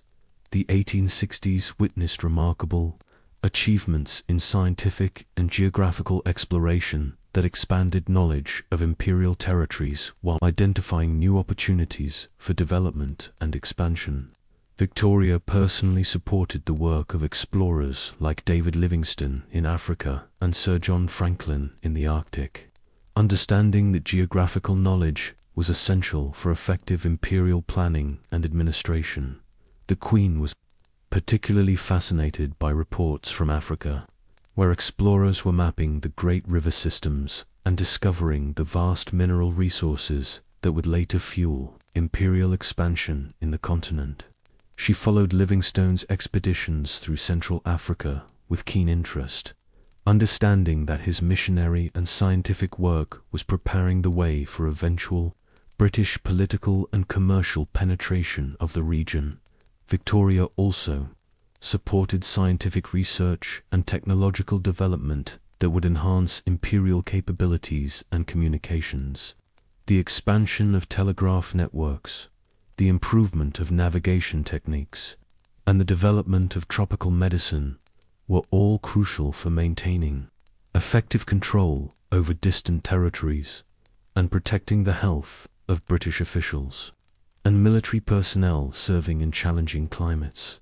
The establishment of new scientific institutions throughout the empire created networks of knowledge and expertise that reinforced political and economic ties, while contributing to human understanding of natural phenomena and geographical features. These institutions helped train the colonial administrators, engineers, and medical professionals who would staff the imperial bureaucracy for generations to come. The Queen understood that scientific and technological superiority were essential foundations of imperial power, providing the tools and knowledge necessary to govern vast territories effectively while maintaining the military and economic advantages that made imperial expansion possible in the first place. The decade of the 1860s also witnessed significant social and cultural transformations within both Britain and the Empire that influenced imperial identity and policy. The expansion of education, the growth of literacy, and the development of cheap printing technology were creating new forms of cultural exchange and communication that bound the empire together, while allowing for considerable local adaptation and innovation. Victoria supported educational initiatives throughout the empire, understanding that literacy and technical training were essential for effective imperial administration, while helping to spread British values and institutions to new generations of colonial subjects. She was particularly interested in programs that combined practical skills, training with moral and religious education, believing that such approaches would prepare colonial peoples for greater self-government while maintaining their loyalty to the empire. The development of colonial newspapers, magazines, and publishing houses created new opportunities for cultural expression and political debate within imperial territories, while maintaining connections to British intellectual and literary traditions. These publications helped create distinctly colonial identities and perspectives while reinforcing imperial unity and shared values. Victoria also encouraged the preservation and study of indigenous cultures and traditions, understanding that such knowledge was valuable for effective imperial governance, while contributing to human understanding of cultural diversity and historical development. She supported archaeological expeditions, linguistic studies, and ethnographic research that documented the rich heritage of her imperial subjects, while identifying ways to incorporate valuable local knowledge into imperial administration. The expansion of immigration and settlement throughout the empire was creating new multicultural societies that combined British institutions with diverse cultural influences from around the world. Victoria was fascinated by reports of these social experiments, understanding that they were creating new forms of civilization that might serve as models for future imperial development. The lessons learned from the Indian Rebellion, the Crimean War, and various colonial conflicts had highlighted serious weaknesses in British military organization and imperial defense planning. Victoria strongly supported the military reforms implemented during the 1860s that modernized army organization, improved training and equipment, and enhanced the coordination between different branches of the imperial military establishment. The reorganization of the Indian Army following the rebellion was particularly important for imperial security. The new system reduced the proportion of Indian soldiers while increasing British military presence, established better command structures and communication systems, and implemented more careful screening and training procedures for both Indian and British personnel. Victoria also supported the development of new military technologies and strategies that would enhance imperial defense capabilities while reducing the costs and casualties associated with colonial warfare. The expansion of railways and telegraph networks improved military mobility and coordination, while advances in firearms and artillery provided technological advantages over potential enemies. The establishment of new military academies and training institutions throughout the empire created professional officer corps that understood both the technical requirements of modern warfare and the political complexities of imperial governance. These institutions helped maintain high standards of military discipline and effectiveness, while ensuring that imperial forces understood their role in protecting and advancing British civilization. The Queen understood that imperial security ultimately depended on maintaining technological and organizational superiority over potential enemies, while building the loyalty and cooperation of colonial populations who might otherwise support resistance movements or foreign intervention.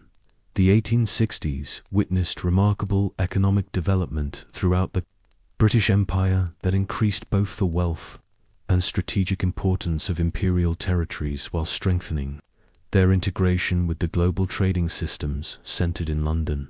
Victoria closely followed these economic developments, understanding that imperial prosperity was essential for maintaining British global leadership, while providing the resources necessary for further expansion and consolidation. The discovery of gold in Australia and diamonds in South Africa created new sources of imperial wealth, while attracting international attention and immigration that transformed remote colonial territories into major centers of economic activity. Victoria understood that these mineral discoveries were not merely enriching individual prospectors and investors, but providing the financial foundation for railway construction, urban development, and other infrastructure projects that would strengthen imperial control and communication. The expansion of agricultural production in Canada, Australia, and other settler colonies was creating valuable sources of food and raw materials that reduced British dependence on foreign suppliers, while providing profitable markets for British manufactured goods. The development of refrigeration and other preservation technologies was making it possible to transport perishable commodities across vast distances, opening up new opportunities for imperial trade and specialization.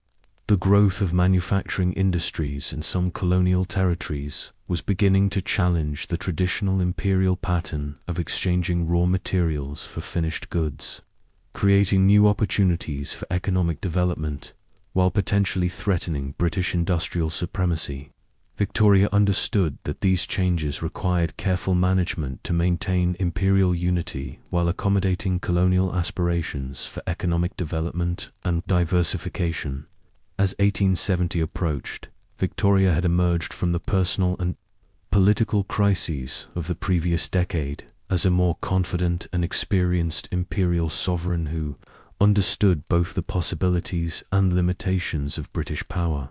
The traumatic experiences of the Indian Rebellion, Prince Albert's death, and various colonial challenges had taught her valuable lessons about the complexities of governing diverse populations across vast distances. The Queen had developed new concepts of imperial identity and authority that emphasized her role as the symbolic center of a global empire, while recognizing the need for practical flexibility in governing different types of territories and populations. She had learned to balance imperial interests with local concerns, understanding that the long-term success of the empire depended on maintaining the loyalty and cooperation of colonial subjects, rather than relying solely on military force and administrative coercion. Victoria's correspondence and public statements during this period reveal a monarch who was increasingly confident in her imperial role while remaining realistic about the challenges facing the empire in an era of rapid technological, economic, and political change. She was preparing for an even more active phase of imperial leadership that would culminate in her assumption of the title Empress of India and her emergence as the symbolic mother of the largest empire in human history. The foundations had been laid for the great imperial achievements of the 1870s and 1880s, when the British Empire would reach its greatest extent and influence, while Victoria emerged as the most powerful and respected monarch in the world. The painful lessons of the 1860s had prepared both the Queen and her empire for the challenges and opportunities that lay ahead, creating the institutional frameworks and cultural foundations that would sustain imperial expansion for another generation. Sleep peacefully, dear listener, as we prepare to follow Victoria into the most glorious period of her imperial reign, when she would become Empress of India and preside over an empire that truly could claim that the sun never set on its dominions. The trials and tribulations of the 1860s had forged a stronger and more confident imperial system, ready to take on the great challenges and opportunities of the final decades of the 19th century. The isolated young princess, who had once been forbidden to walk downstairs alone, had become the sovereign of territories spanning every continent, the mother figure of hundreds of millions of subjects who looked to her for guidance and protection. The empire she had inherited in 1837 had been transformed into something far greater and more magnificent than anyone could have imagined. Yet the greatest achievements still lay ahead in the golden years of Victoria's imperial destiny.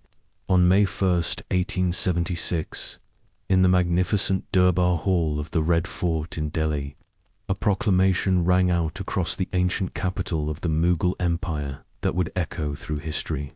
Victoria, by the grace of God, Queen of the United Kingdom of Great Britain and Ireland, Empress of India. With these words, spoken by the Viceroy Lord Lytton, before an assembly of Indian princes, British officials, and representatives from across the subcontinent, Victoria achieved the imperial title that she had long desired and that would define the rest of her remarkable reign. The creation of the title, Empress of India, represented far more than ceremonial grandeur or royal vanity. It symbolized the complete transformation of the British presence in India from a commercial enterprise managed by the East India Company into an integral part of a global empire directly governed by the Crown. For Victoria, the new title represented the fulfillment of an imperial destiny that had been building since her accession to the throne nearly 40 years earlier. The Queen had long felt that her existing titles failed to reflect the true scope and grandeur of her dominions. While European monarchs, like the emperors of Germany, Austria, and Russia, bore imperial titles that commanded international respect, Victoria was merely queen, despite ruling over far more territory and many more subjects than any of her European counterparts. The title Empress of India would place her on equal footing with other great imperial sovereigns, while acknowledging the unique character and importance of her Indian dominions. Benjamin Disraeli, Victoria's favorite prime minister and the architect of the Royal Titles Act that created the new imperial title, understood perfectly the political and psychological importance of imperial symbolism. He recognized that Victoria's personal satisfaction with her enhanced status would translate into more active support for imperial expansion and consolidation, while the new title would enhance British prestige in international affairs and demonstrate the permanence of British rule in India. The proclamation ceremony in Delhi was carefully choreographed to demonstrate both the continuity of ancient traditions and the authority of modern British rule.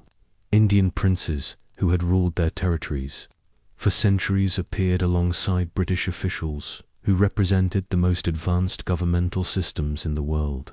The ceremony took place in the same city where Mughal emperors had once held court, but the new empress was represented by her viceroy rather than appearing in persona, reminder that this was a distinctly modern form of imperial authority based on constitutional monarchy rather than personal autocracy. Victoria followed the ceremony from Windsor Castle through detailed telegraphic reports and was deeply moved by accounts of the pageantry and popular enthusiasm that marked the occasion. She had spent months planning her response to the new title, commissioning special jewelry that incorporated gems from across the empire and designing new ceremonial robes that would reflect her imperial dignity. The Queen understood that her personal presentation and behavior would now be scrutinized as representing not merely British royalty, but imperial authority over hundreds of millions of subjects across the globe. The creation of the imperial title also marked a significant evolution in Victoria's understanding of her role as a constitutional monarch. While she remained bound by parliamentary constraints in her governance of the United Kingdom, her position as Empress of India gave her a more direct and personal authority over imperial territories that were not represented in Parliament. This enhanced imperial role allowed Victoria to express her political views and preferences more freely while building closer relationships with colonial administrators and military commanders who looked to her for guidance and support.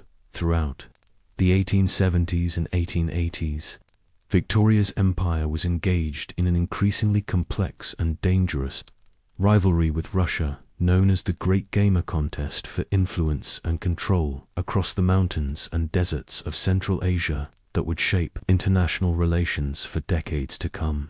This strategic competition tested every aspect of imperial policy, from military planning and diplomatic negotiation to intelligence gathering and economic development in some of the most remote and challenging regions on Earth.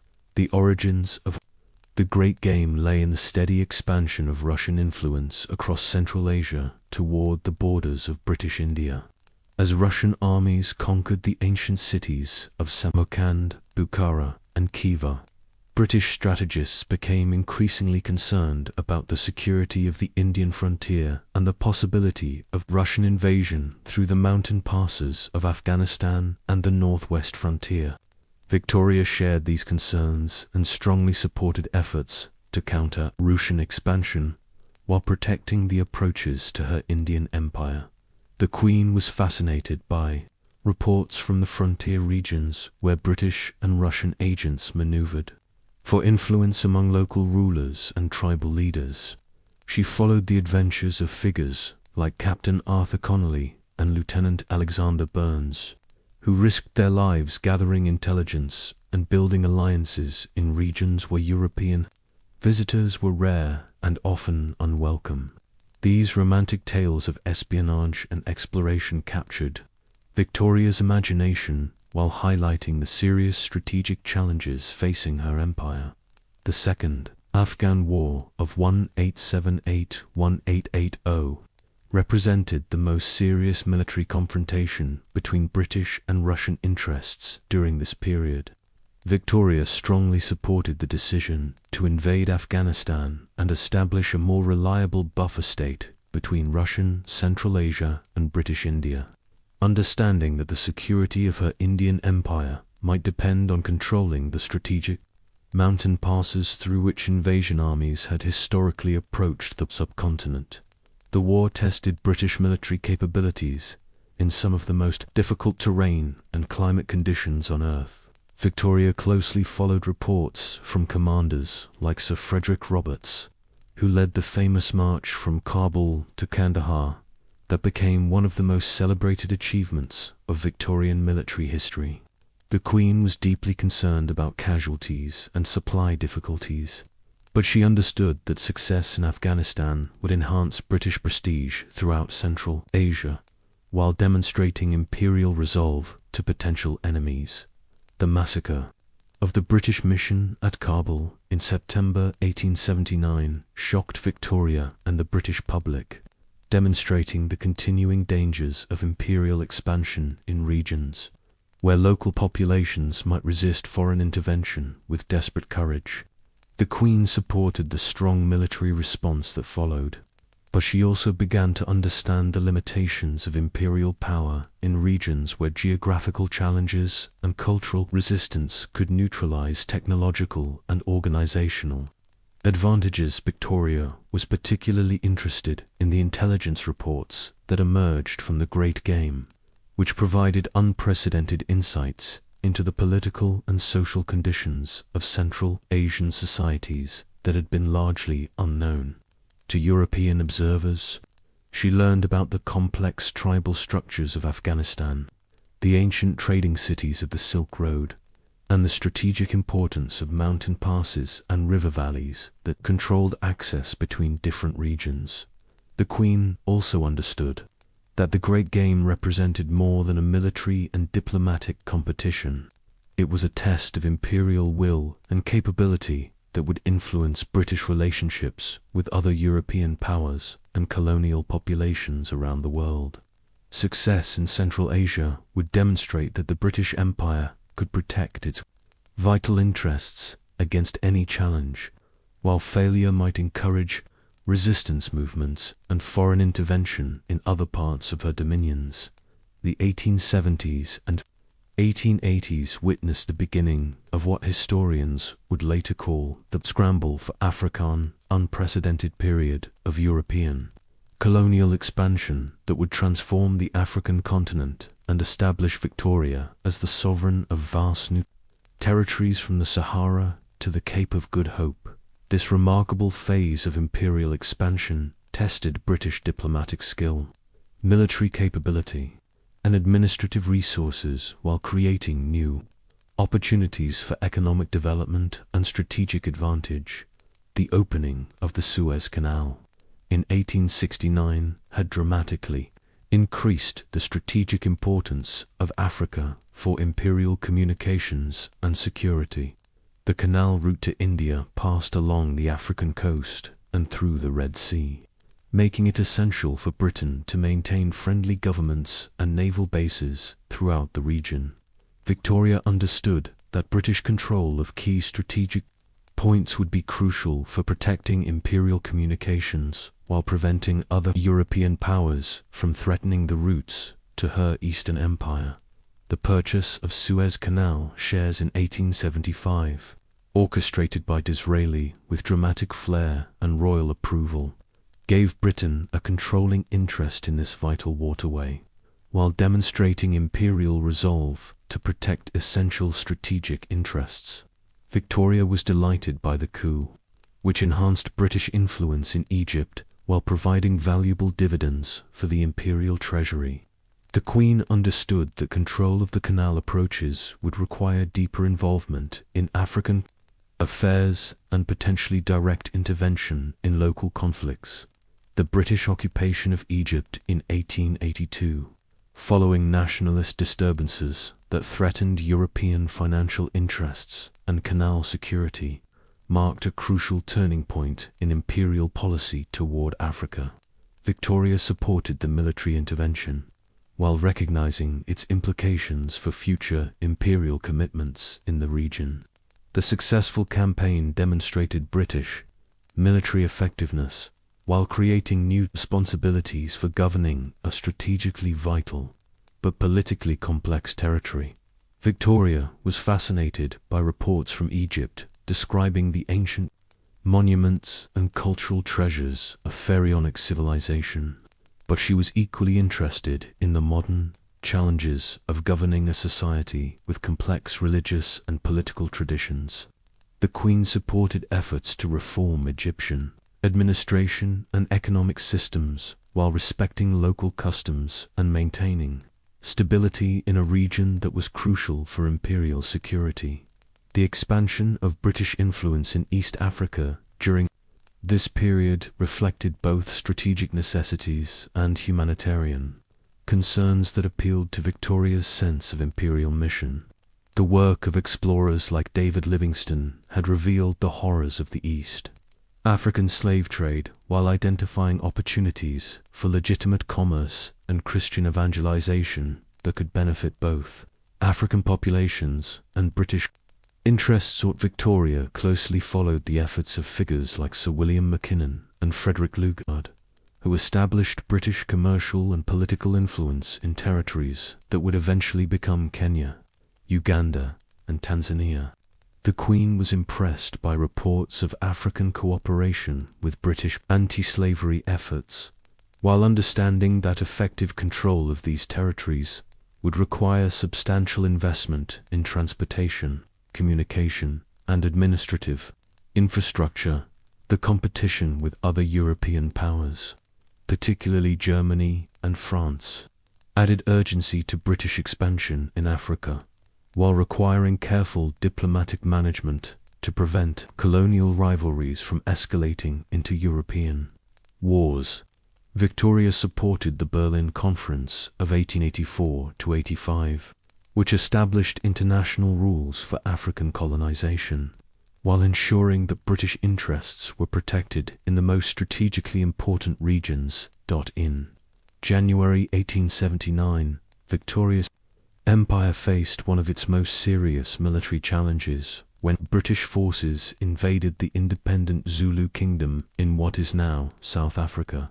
The Anglo-Zulu War would test imperial military capabilities against a formidable African opponent, while raising important questions about the ethics and effectiveness of imperial expansion in regions with strong indigenous, political, and military traditions. The conflict arose from the complex politics of South African colonial expansion, where British authorities sought to create a confederation of white-ruled territories that would dominate the region's African populations while providing secure foundations for further imperial development.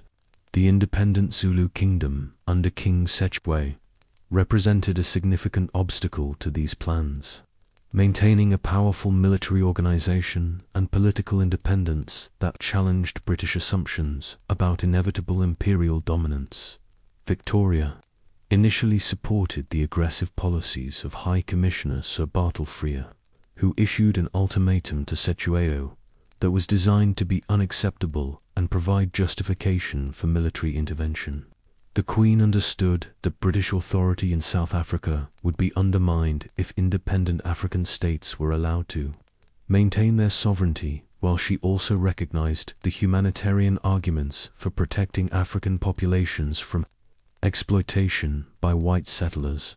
The devastating defeat of British forces at the Battle of Isandlwana on January 22, 1879, shocked Victoria and the British public while demonstrating that imperial armies were not invincible against determined African resistance. The loss of an entire British column, including modern weapons and equipment, to Zulu warriors, armed primarily with traditional spears and shields, challenged fundamental assumptions about European military superiority and imperial invincibility. Victoria was deeply affected by reports of the disaster, which included the deaths of hundreds of British soldiers and the capture of modern artillery and rifles by Zulu forces. The Queen immediately authorized military reinforcements while demanding detailed explanations of how such a catastrophe could have occurred. She began to understand that imperial expansion in Africa would require more careful planning and more substantial military commitments than had been anticipated.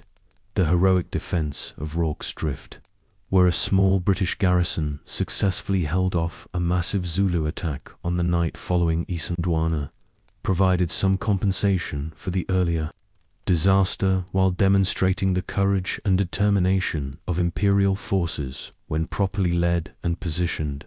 Victoria was moved by accounts of individual heroism while understanding that such defensive successes could not disguise the broader implications of Isandlwana for imperial prestige and security.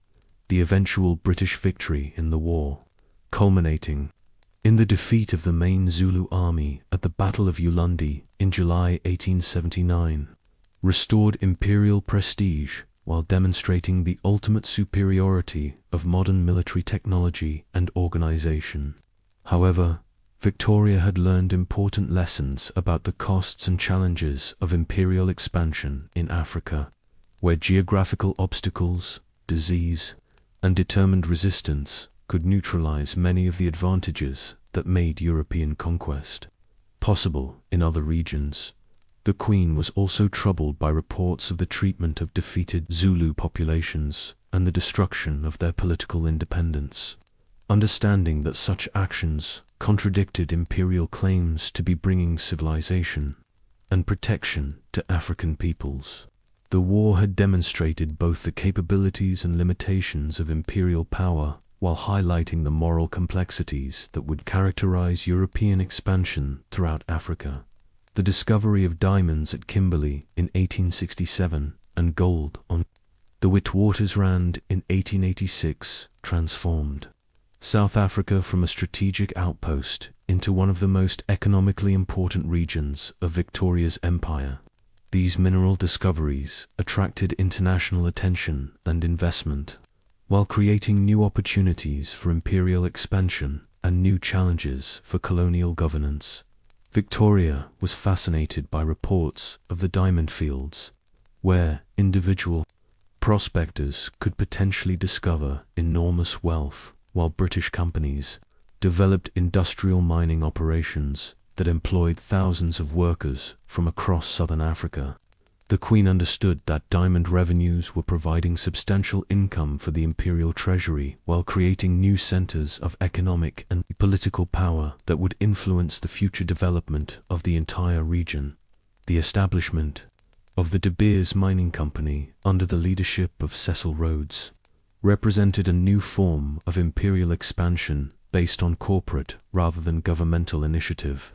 Victoria watched Rhodes's career with interest, understanding that his combination of business acumen and political ambition could advance imperial interests, while potentially creating conflicts with traditional authorities and competing powers. The discovery of gold on the Witwatersrand created even greater opportunities and challenges for imperial policy in South Africa. The rapid growth of Johannesburg from a small mining camp into a major city attracted immigrants from around the world, while generating enormous wealth that could finance further imperial expansion. Victoria understood that gold revenues would strengthen the empire financially, while potentially creating new political complications as different groups competed for control of this valuable resource. The Queen was particularly concerned about the implications of mineral wealth for relationships between British colonial authorities and the independent Boer republics of the Transvaal and Orange Free State. The discovery of gold in Boer territory created new strategic considerations, while potentially undermining the balance of power that had existed in South Africa since the end of the First Anglo-Boer War in 1881. Victoria supported efforts to extend British influence in the region through diplomatic pressure and economic penetration, while avoiding direct military confrontation that might prove costly and internationally embarrassing. She understood that the mineral wealth of South Africa was transforming the region into one of the most strategically important parts of her empire, while creating new challenges for maintaining stability and protecting British interests.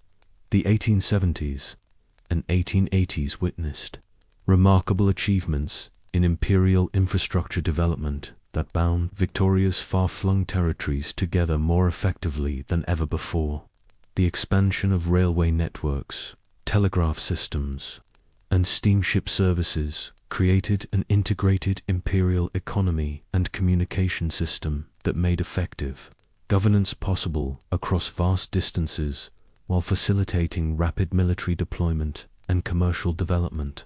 The completion of major railway projects throughout the empire represented one of the most significant achievements of Victoria's reign. The Canadian Pacific Railway, finished in 1885, connected Atlantic and Pacific territories while opening vast interior regions for agricultural and mineral development. Victoria closely followed the progress of construction through the Rocky Mountains, understanding that this iron road would strengthen Canadian unity while providing strategic mobility for imperial defense in India. The expansion of railway networks connected major cities and ports, while opening interior regions that had previously been accessible only by difficult overland routes. Victoria was impressed by reports of increased agricultural productivity and commercial activity that followed railway construction.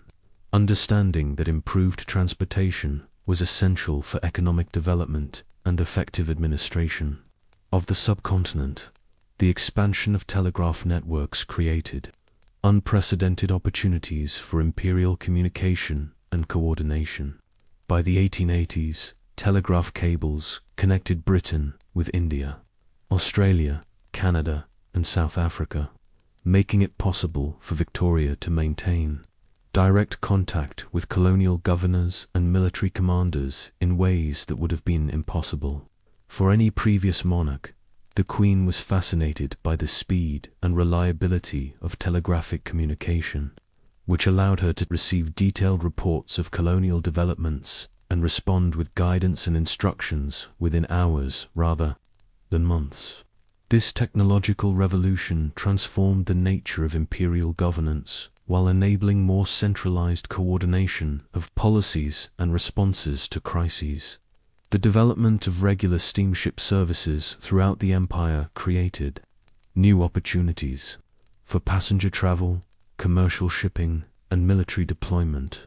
Victoria understood that improved transportation was essential for maintaining family connections between British settlers and their homeland, while facilitating the movement of goods, people, and ideas that bound the empire together as a coherent political and economic system. In 1885, Victoria faced one of the most serious political crises of her reign when General Charles Gordon was killed at Khartoum during the modest uprising in Sudan. The death of this popular military hero, who had been sent to evacuate British and Egyptian personnel from the rebellious territory, created intense public criticism of government policy, while raising fundamental questions about imperial responsibilities and strategic priorities. Victoria had strongly supported Gordon's mission to Sudan, understanding that British prestige and Egyptian security required effective response to the modest challenge. The Queen was impressed by Gordon's reputation for courage and humanitarian concern, while recognizing that his unconventional methods and strong personality might create diplomatic and military complications.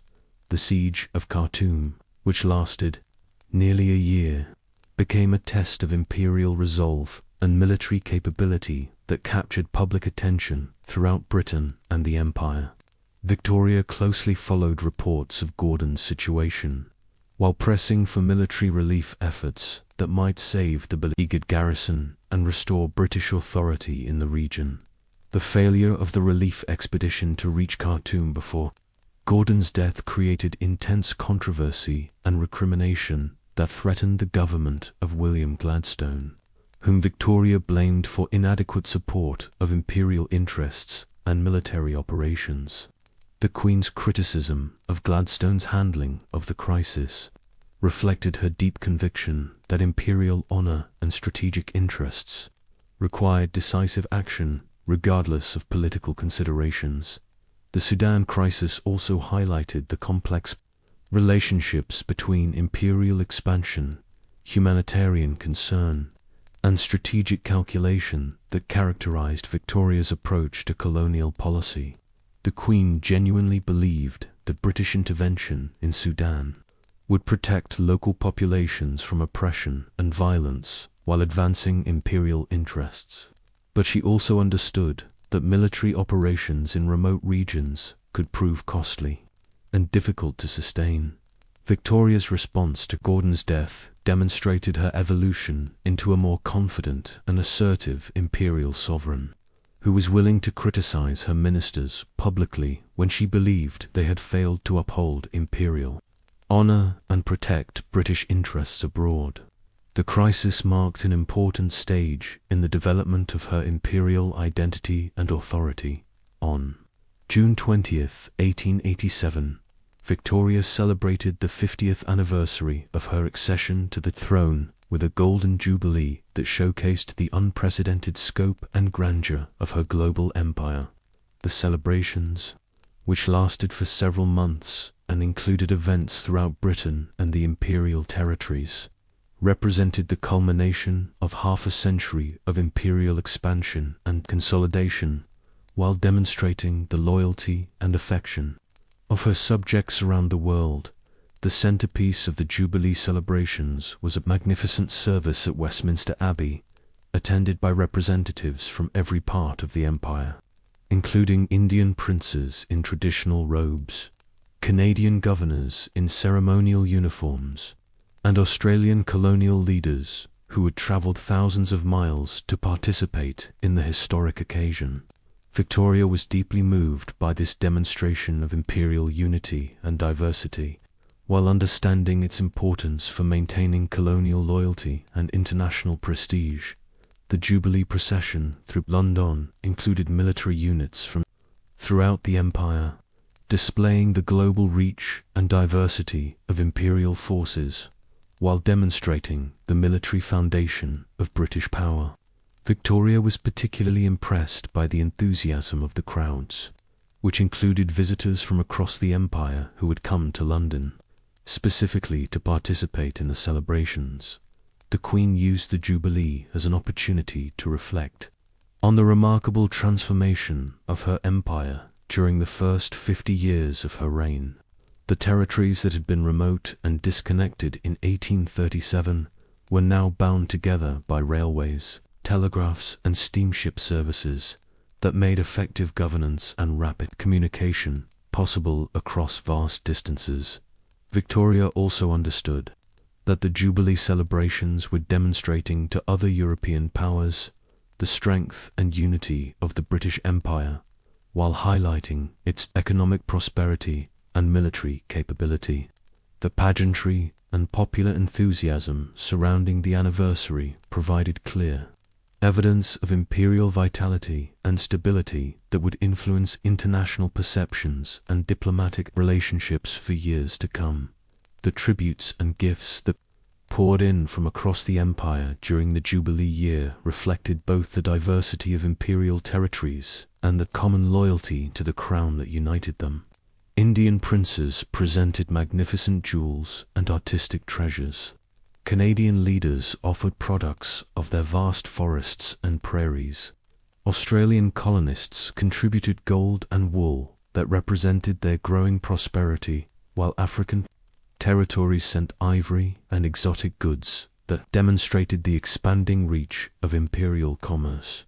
Victoria was particularly moved by the personal messages and addresses that arrived from colonial subjects of every race and religion, expressing gratitude for her benevolent rule and devotion to the imperial ideal.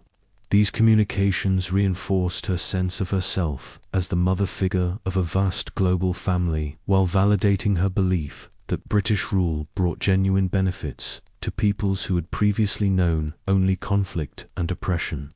The Jubilee also provided an opportunity to celebrate the remarkable achievements of imperial science, technology, and culture during Victoria's reign.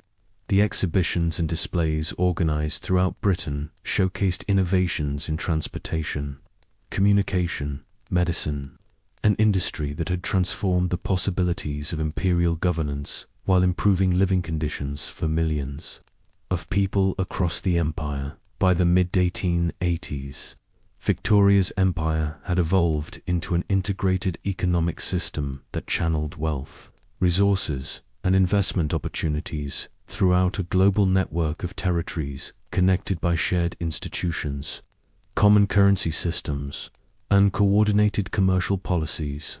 This economic integration represented one of the most significant achievements of her reign, creating unprecedented prosperity while providing the financial foundation for further expansion and development.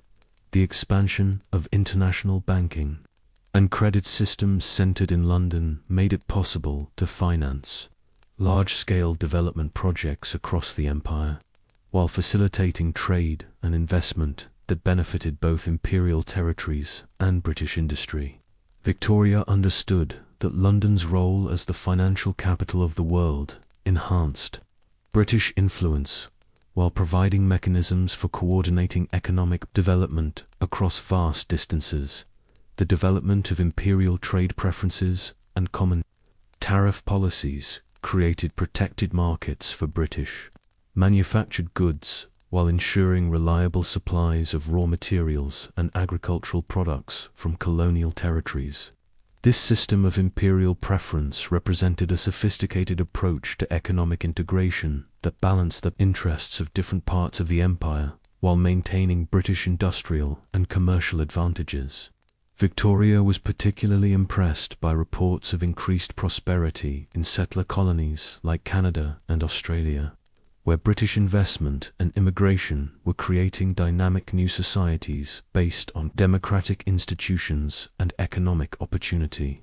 The success of these colonial experiments validated her belief that British civilization could be successfully transplanted to distant territories while maintaining essential connections to the imperial center. The Queen also understood that economic integration was creating new forms of imperial identity and loyalty that transcended traditional racial and cultural boundaries. Colonial subjects who participated in imperial commerce and benefited from British investment and technology developed vested interests in the success and stability of the empire that reinforced political loyalty and cultural affiliation. The 1870s and 1880s witnessed remarkable scientific and technological developments that enhanced imperial capabilities, while demonstrating British leadership in fields that were transforming human civilization. Victoria took personal interest in these advances, understanding that scientific and technological superiority were essential foundations of imperial power and prestige. The expansion of telegraph networks throughout the empire created unprecedented opportunities for coordination and communication while facilitating the rapid transmission of scientific knowledge and commercial information. Victoria was fascinated by the speed and reliability of telegraphic communication, which allowed her to maintain direct contact with colonial administrators and receive immediate reports of developments throughout her global dominions.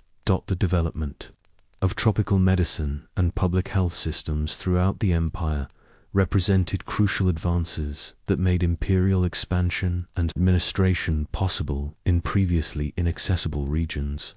Victoria supported research into diseases like malaria and yellow fever that had historically decimated European populations in tropical climates. Understanding that medical advances were essential for successful colonization and effective governance, the Queen was particularly interested in geographical and scientific expeditions that expanded knowledge of imperial territories while identifying new opportunities for development and resource extraction. The work of explorers and scientists in Africa, Asia, and the Pacific provided valuable intelligence about natural resources, climate conditions, and indigenous populations that informed imperial policy and planning. Victoria also supported educational and research institutions throughout the empire that trained the administrators, engineers, doctors, and teachers who staffed the imperial bureaucracy while advancing human knowledge in fields ranging from astronomy and geology to anthropology and linguistics. These institutions created networks of expertise and communication that reinforced imperial unity while contributing to global scientific and cultural development. Beyond its political and economic dimensions, Victoria's empire during this period represented a sophisticated cultural project aimed at creating shared values, institutions, and identities that would unite diverse populations under British leadership while preserving valuable local traditions and customs. This cultural integration was perhaps the most ambitious and successful aspect of imperial development during the Golden Age of Victoria's reign. The expansion of English language education throughout the empire created new generations of colonial subjects who shared British literary traditions and intellectual frameworks while maintaining connections to their own cultural heritage. Victoria supported these educational initiatives, understanding that literacy and cultural exchange were essential for effective imperial communication and long-term stability. The development of imperial sporting traditions, particularly cricket and rugby, created new forms of cultural connection and friendly competition that reinforced imperial unity while providing opportunities for colonial subjects to achieve recognition and respect on equal terms with British participants. Victoria was amused by reports of colonial victories over British teams, understanding that such successes actually strengthened, rather than weakened imperial loyalty and pride. The expansion of imperial journalism and publishing created networks of communication and cultural exchange that kept colonial populations informed about developments throughout the empire while maintaining connections to British intellectual and artistic traditions. Colonial newspapers and magazines provided forums for political debate and cultural expression while reinforcing shared imperial values and aspirations. Victoria also encouraged the preservation and study of indigenous cultures and artistic traditions, understanding that respect for local heritage was essential for maintaining colonial loyalty, while enriching the cultural diversity of the empire as a whole. Museums and cultural institutions throughout the empire collected and displayed artifacts that celebrated both British achievements and the rich traditions of imperial subjects from every continent. The expansion and consolidation of Victoria's Empire during this period required sophisticated military organization and strategic planning that could coordinate defense efforts across vast distances, while maintaining the technological and tactical advantages that made imperial dominance possible. The development of modern imperial military systems represented one of the most important achievements of her reign. The reorganization of colonial military forces following the lessons of the Indian Rebellion and other conflicts created more effective and reliable defense systems while reducing the costs and risks associated with imperial security. Victoria supported the development of local military units that combined British training and equipment with local knowledge and recruitment, creating forces that were both loyal to the empire and effective in regional conditions. The expansion of naval facilities and communications throughout the empire ensured that the Royal Navy could maintain its global dominance while providing rapid support for military operations in distant theaters. Victoria understood that naval supremacy was the foundation of imperial security, making it possible to protect trade routes, support colonial governments, and deter potential enemies from challenging British interests.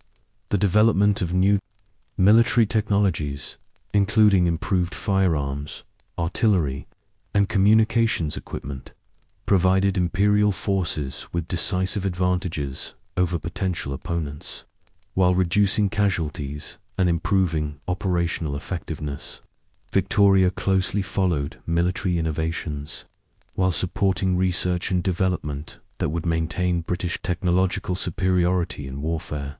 The Queen also understood that imperial defense required careful coordination between military, diplomatic, and economic policies that could address challenges before they escalated into serious conflicts.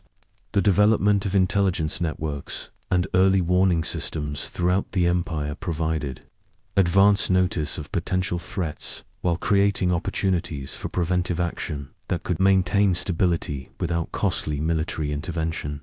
Despite the remarkable achievements of this golden period, Victoria's empire also faced significant challenges that tested imperial institutions and required careful adaptation of policies and practices. The rapid pace of expansion and development was creating new pressures and complications that demanded innovative solutions while maintaining essential unity and coherence. The growing complexity of imperial administration was straining governmental systems that had been designed for much simpler colonial relationships. Victoria supported administrative reforms that created more efficient and responsive bureaucratic structures, while maintaining appropriate oversight and coordination from London. The expansion of democratic participation in settler colonies was creating new demands for autonomy and self-government that required careful balance between colonial aspirations and imperial unity. Victoria understood that successful imperial development would require greater local autonomy, while preserving essential connections to the imperial center and common loyalty to the crown. The competition with other European powers was intensifying pressure for rapid expansion and consolidation, while requiring careful diplomatic management to prevent colonial rivalries from escalating into major conflicts. Victoria supported international cooperation and negotiation while ensuring that British interests were protected and advanced in regions of strategic importance. By 1887, Victoria had evolved into a confident and experienced imperial sovereign, who commanded respect and affection throughout her global dominions while maintaining the constitutional principles and cultural values that distinguished British civilization from other imperial systems. Her personal growth and development paralleled the maturation of the empire itself, creating a powerful partnership between monarch and territories that would define the final phase of her remarkable reign. The Queen's correspondence during this period reveals a monarch who had mastered the complex art of imperial governance, while retaining the humanitarian concerns and moral principles that had originally motivated her support for imperial expansion. She had learned to balance competing interests and demands while maintaining the essential unity and purpose that made effective imperial coordination possible. Victoria's family had also matured into a valuable resource for imperial diplomacy and administration, with her children and grandchildren serving as representatives and ambassadors of British civilization throughout Europe and the Empire. The royal family connections created networks of communication and influence that reinforced formal diplomatic relationships, while providing informal channels for resolving conflicts and coordinating policies. The Queen's personal style and public presentation had evolved to reflect her imperial dignity and global responsibilities, while maintaining the accessibility and warmth that endeared her to subjects throughout the empire. Victoria understood that her personal behavior and attitudes would influence perceptions of British rule throughout the world, and she carefully cultivated an image of benevolent maternal authority that appealed to diverse populations while commanding respect from international observers. As the Golden Jubilee celebrations concluded and Victoria entered the final phase of her imperial reign, the foundations had been established for even greater achievements and expansion that would make the British Empire the dominant global force for another generation. The technological, economic, and administrative systems developed during the Golden Age of the 1870s and 1880s provided the tools and resources necessary for further consolidation and growth. The success of imperial governance during this period had demonstrated that diverse populations could be effectively united under British leadership while maintaining their cultural distinctiveness and local autonomy. This achievement represented a remarkable solution to the challenges of governing multicultural societies across vast distances, while preserving the essential unity and coherence that made imperial coordination possible. Victoria's personal transformation from a grieving widow into the confident Empress of India and mother of a global empire had paralleled and supported the institutional development that made effective imperial governance possible. Her combination of constitutional authority, personal charisma, and genuine concern for her subjects' welfare had created a model of imperial leadership that would influence political development throughout the modern world. As we drift toward peaceful sleep, we can imagine the aging but still vigorous Queen Victoria in her study at Windsor Castle, surrounded by maps and photographs that represented every corner of her vast empire, planning the Diamond Jubilee celebrations that would mark 60 glorious years of imperial achievement, while looking forward to the challenges and opportunities that lay ahead in the final phase of her extraordinary reign. The empire had reached unprecedented heights of power, prosperity, and prestige under her leadership, but the greatest triumphs still lay ahead in the golden sunset of the Victorian Age. Sleep peacefully, dear listener, as we prepare to follow Victoria into the magnificent culmination of her imperial destiny, when she would preside over the largest empire in human history, while earning the love and loyalty of subjects in every corner of the globe. On June 22nd, 1897, the streets of London witnessed the most magnificent imperial pageant in human history as Queen Victoria celebrated 60 glorious years on the throne with a diamond jubilee that would forever symbolize the British Empire at the height of its power and glory. From the balcony of Buckingham Palace to the far reaches of India and Australia, the entire empire united in celebration of the remarkable woman who had transformed a collection of scattered territories into the greatest political entity the world had ever known. Victoria, now 78 years old and unable to walk long distances, rode through the streets of London in an open carriage, her route lined with representatives from every corner of her global empire. Indian Maharajas in glittering jewels and silk robes rode alongside Canadian mounted police in scarlet uniforms. while Australian bushmen shared the procession with African chiefs and Malay princes. The diversity of her subjects was breathtaking, yet all were united in their loyalty to the small, black-clad figure who had become the symbolic mother of nearly 400 million people. The procession route stretched for 6 miles through the heart of London, past buildings decorated with flags and banners from every territory of the empire. The crowds were estimated at over 3 million people, many of whom had travelled from distant colonies specifically to witness this historic celebration. Victoria was deeply moved by the enthusiasm and affection displayed by her subjects, understanding that their devotion represented far more than ceremonial loyalty. It reflected genuine appreciation for the peace, prosperity, and progress that her reign had brought to territories that spanned every continent and ocean. The service at St. Paul's Cathedral was conducted outside the building to accommodate Victoria's physical limitations, but the magnificent ceremony symbolized the global reach of her authority and the divine blessing that her subjects believed had guided her remarkable reign. As the Archbishop of Canterbury offered prayers of thanksgiving, similar services were being conducted simultaneously in cathedrals and churches throughout the empire, creating a moment of unified celebration that transcended geographical boundaries and cultural differences. The Queen was particularly moved by the telegraphic messages that poured in from across the empire during the Jubilee celebrations.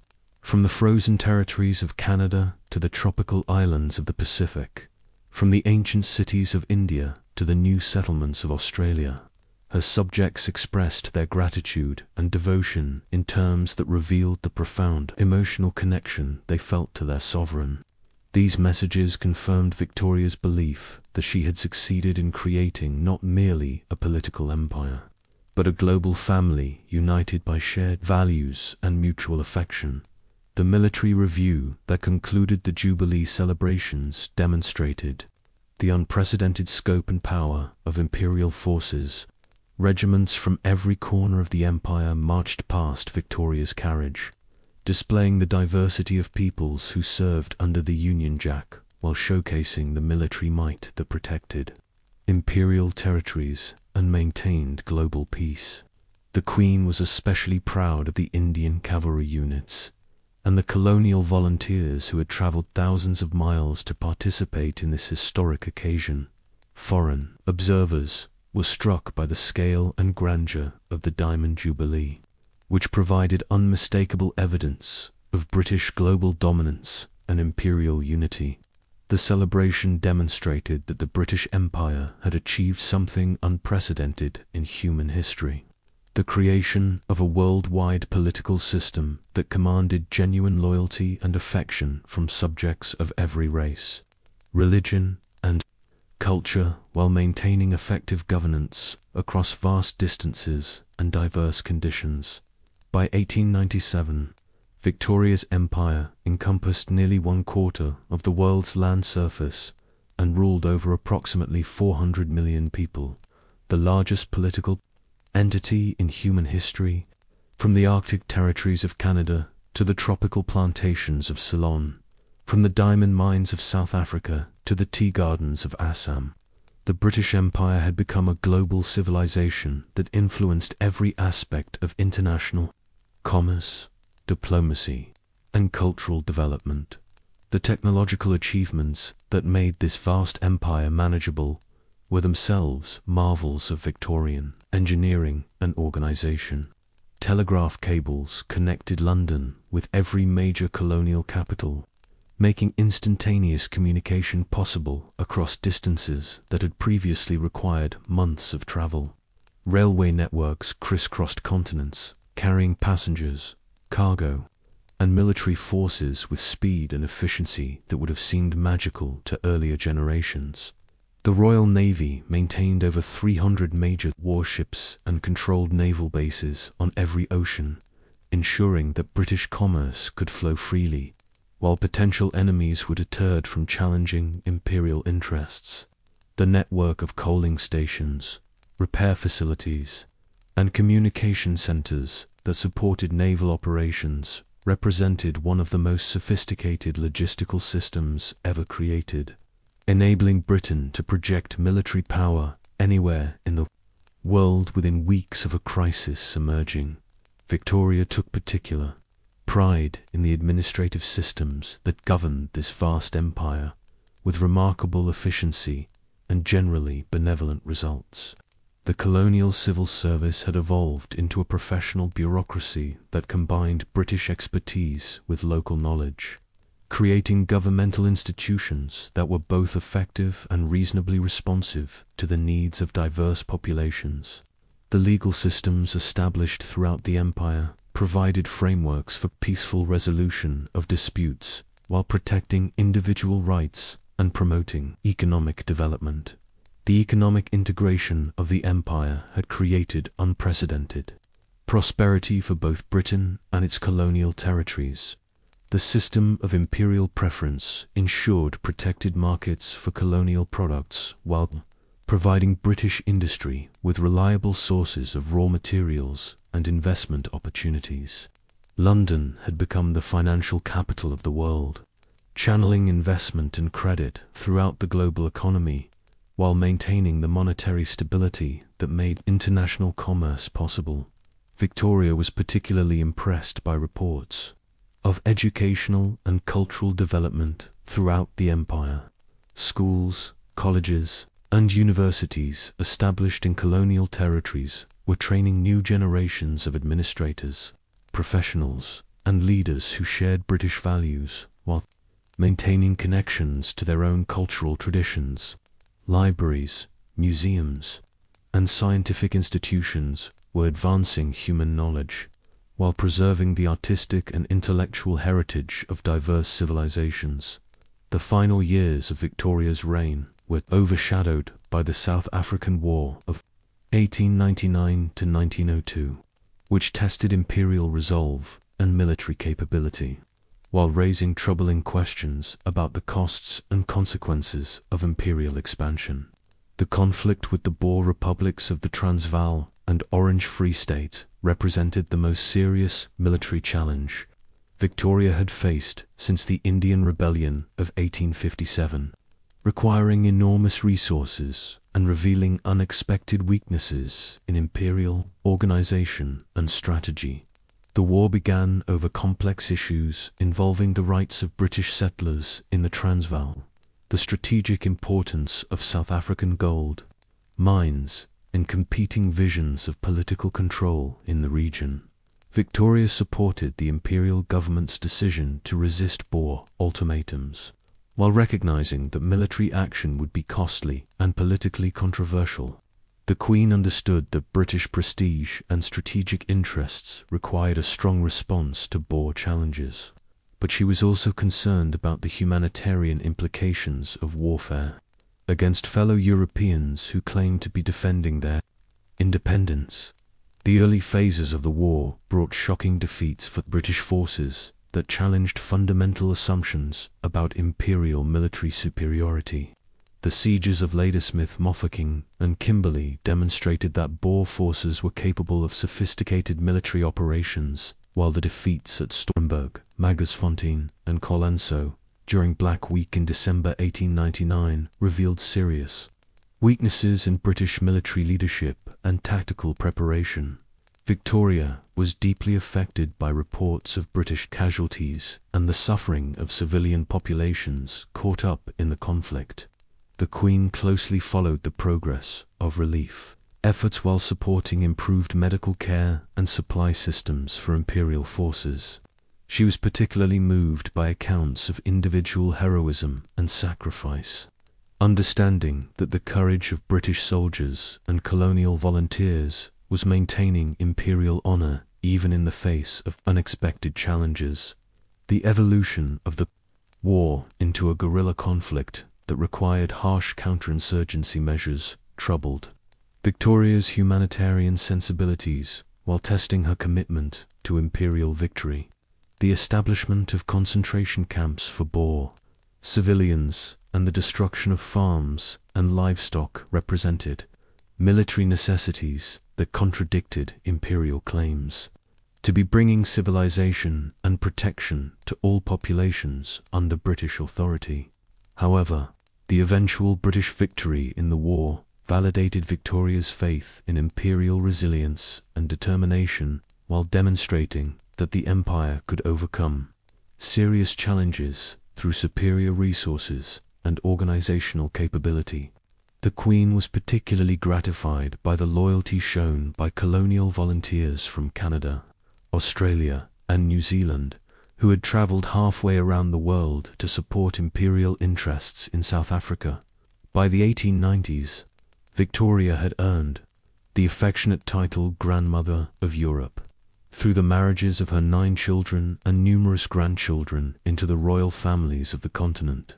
This vast network of family relationships provided informal channels for diplomatic communication and conflict resolution, while reinforcing Britain's position as the leading European power and the centre of international royal society.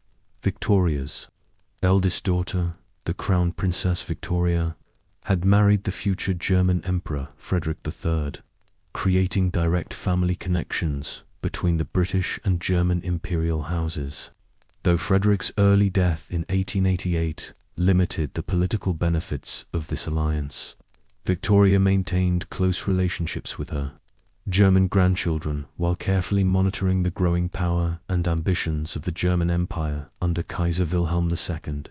The Queen's second son, Alfred, Duke of Edinburgh, married Grand Duchess Maria Alexandrovna of Russia, the daughter of Tsar Alexander II, creating family ties with the Russian imperial court that facilitated diplomatic communication despite ongoing political tensions between Britain and Russia in Central Asia and other regions. Victoria used these family connections to promote understanding and prevent conflicts that might escalate into major international crises.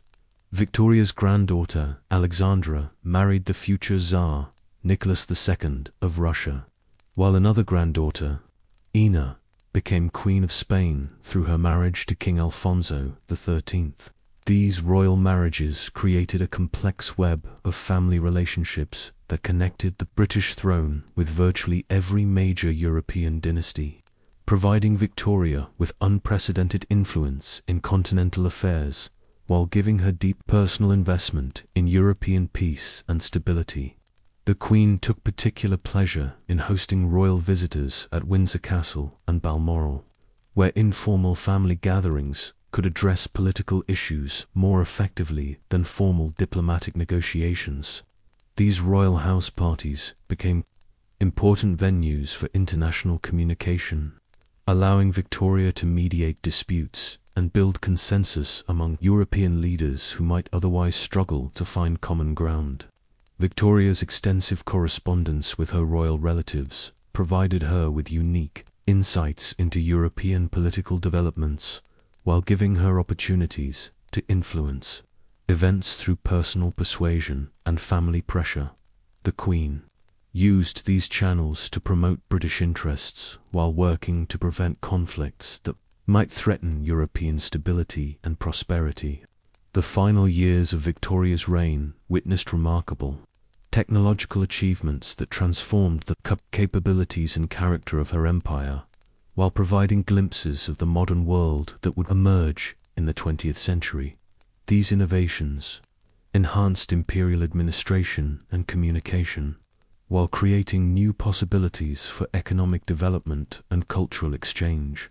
The expansion of telegraph networks throughout the empire created unprecedented opportunities for coordination and control, making it possible for Victoria to maintain direct contact with colonial governors and receive immediate reports of developments in the most remote territories. The All-Red Line, a telegraph cable system that connected all parts of the empire without passing through foreign territory, represented the culmination of imperial communication technology while ensuring the security and reliability of official correspondence. The development of wireless telegraphy in the 1890s opened exciting new possibilities for communication with ships at sea and remote territories not yet connected by cable networks. Victoria was fascinated by reports of Marconi's experiments and understood that wireless technology would eventually revolutionize imperial communications, while providing new capabilities for military coordination and commercial development. The expansion of electric lighting and power systems throughout the empire brought modern amenities to colonial cities, while demonstrating the technological advantages that British rule could provide to territories that had previously known only traditional forms of energy and illumination. Victoria was particularly pleased by reports that electric lighting was being installed in Indian palaces and Canadian cities, seeing this as evidence of the progress and modernization that her reign had brought to distant territories. The development of early motor vehicles and experimental aircraft suggested that even greater transportation revolutions lay ahead. Though Victoria was too cautious and traditional to fully embrace these radical innovations, she preferred the reliability of railways and steamships, while recognizing that technological change would continue to transform the possibilities of imperial governance and international communication. The Queen was especially interested in medical and scientific advances that improved public health and extended human knowledge throughout the empire. The development of vaccines and modern surgical techniques was reducing mortality rates, while the work of imperial scientists and explorers was advancing understanding of geography, biology, and cultural diversity in regions that had previously been mysterious to European observers. The final decade of Victoria's reign saw the full flowering of a distinctly imperial culture that combined British traditions with influences from around the world, creating new forms of artistic expression, intellectual inquiry, and social organization that would influence global development for generations to come. This cultural synthesis represented one of the most lasting achievements of her imperial vision.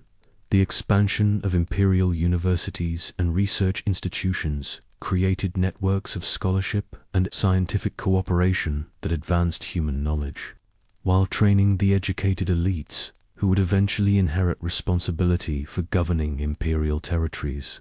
These institutions preserved and studied the cultural heritage of diverse civilizations, while promoting intellectual exchange and cooperation across racial and religious boundaries. The development of imperial literature and journalism created new forms of cultural expression that celebrated the diversity and achievements of the empire, while maintaining connections to British literary traditions. Writers like Rudyard Kipling and Rider Haggard captured the romance and adventure of imperial life, while more serious authors explored the moral and political complexities of governing diverse populations across vast distances. The expansion of imperial sporting traditions created new forms of cultural connection and friendly competition that reinforced imperial unity, while providing opportunities for colonial subjects to achieve recognition and respect on equal terms with British participants. The development of imperial cricket, rugby, and other sports created shared traditions and values that transcended racial and cultural boundaries, while celebrating the athletic achievements of peoples from every corner of the empire. Victoria personally supported artistic and cultural projects that celebrated imperial diversity, while promoting understanding and appreciation of different traditions and customs.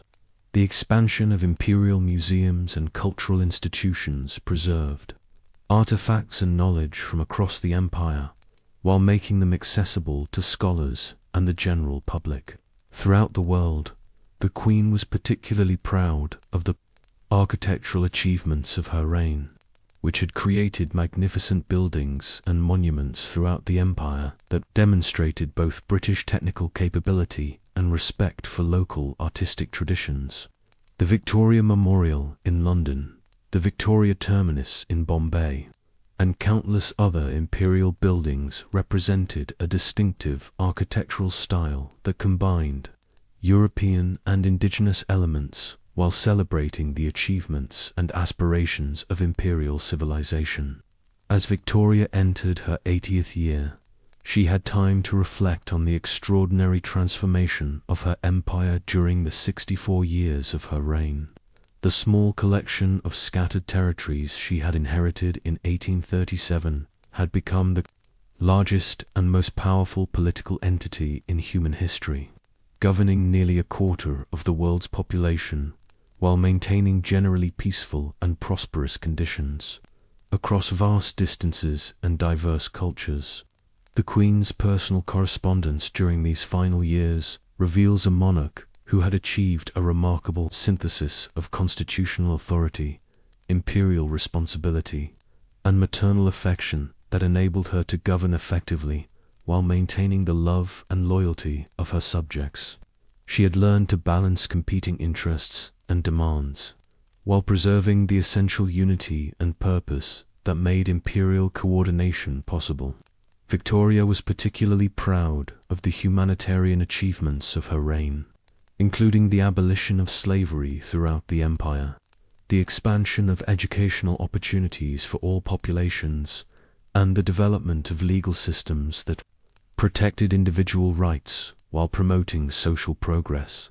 She believed that these moral advances validated her imperial mission, while demonstrating the superior values and institutions that British civilization could offer to the world.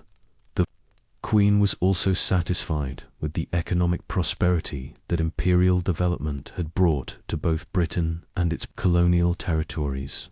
The expansion of trade, investment, and technological innovation had created unprecedented opportunities for human advancement while providing the financial resources necessary for further development and consolidation.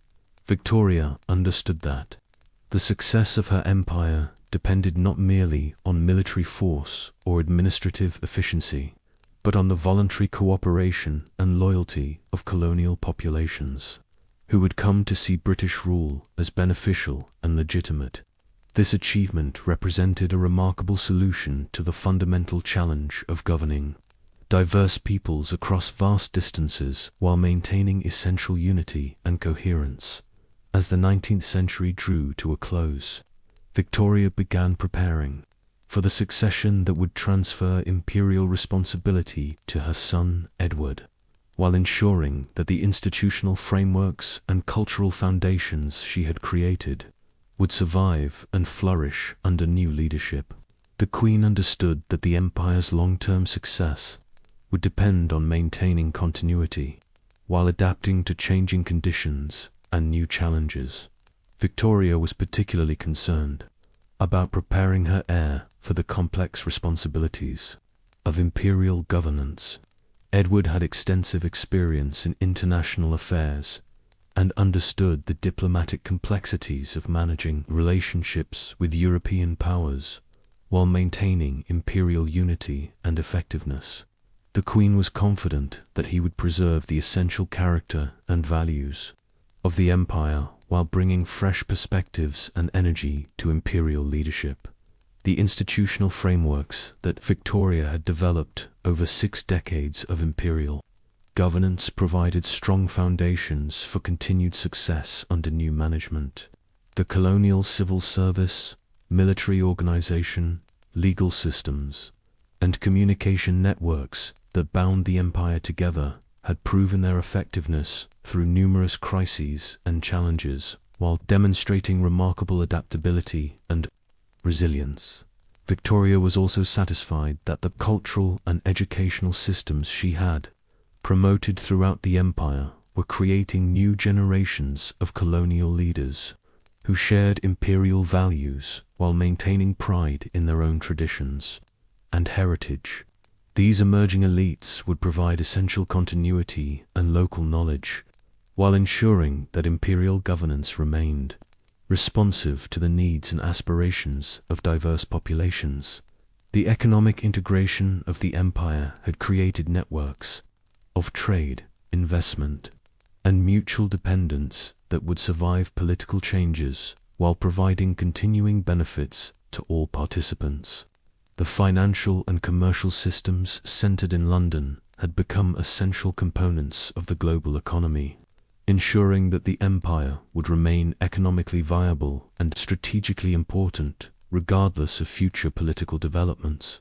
On January 22, 1901, at Osborne House on the Isle of Wight, Queen Victoria died peacefully in the presence of her family, bringing to a close the longest and most transformative reign in British history.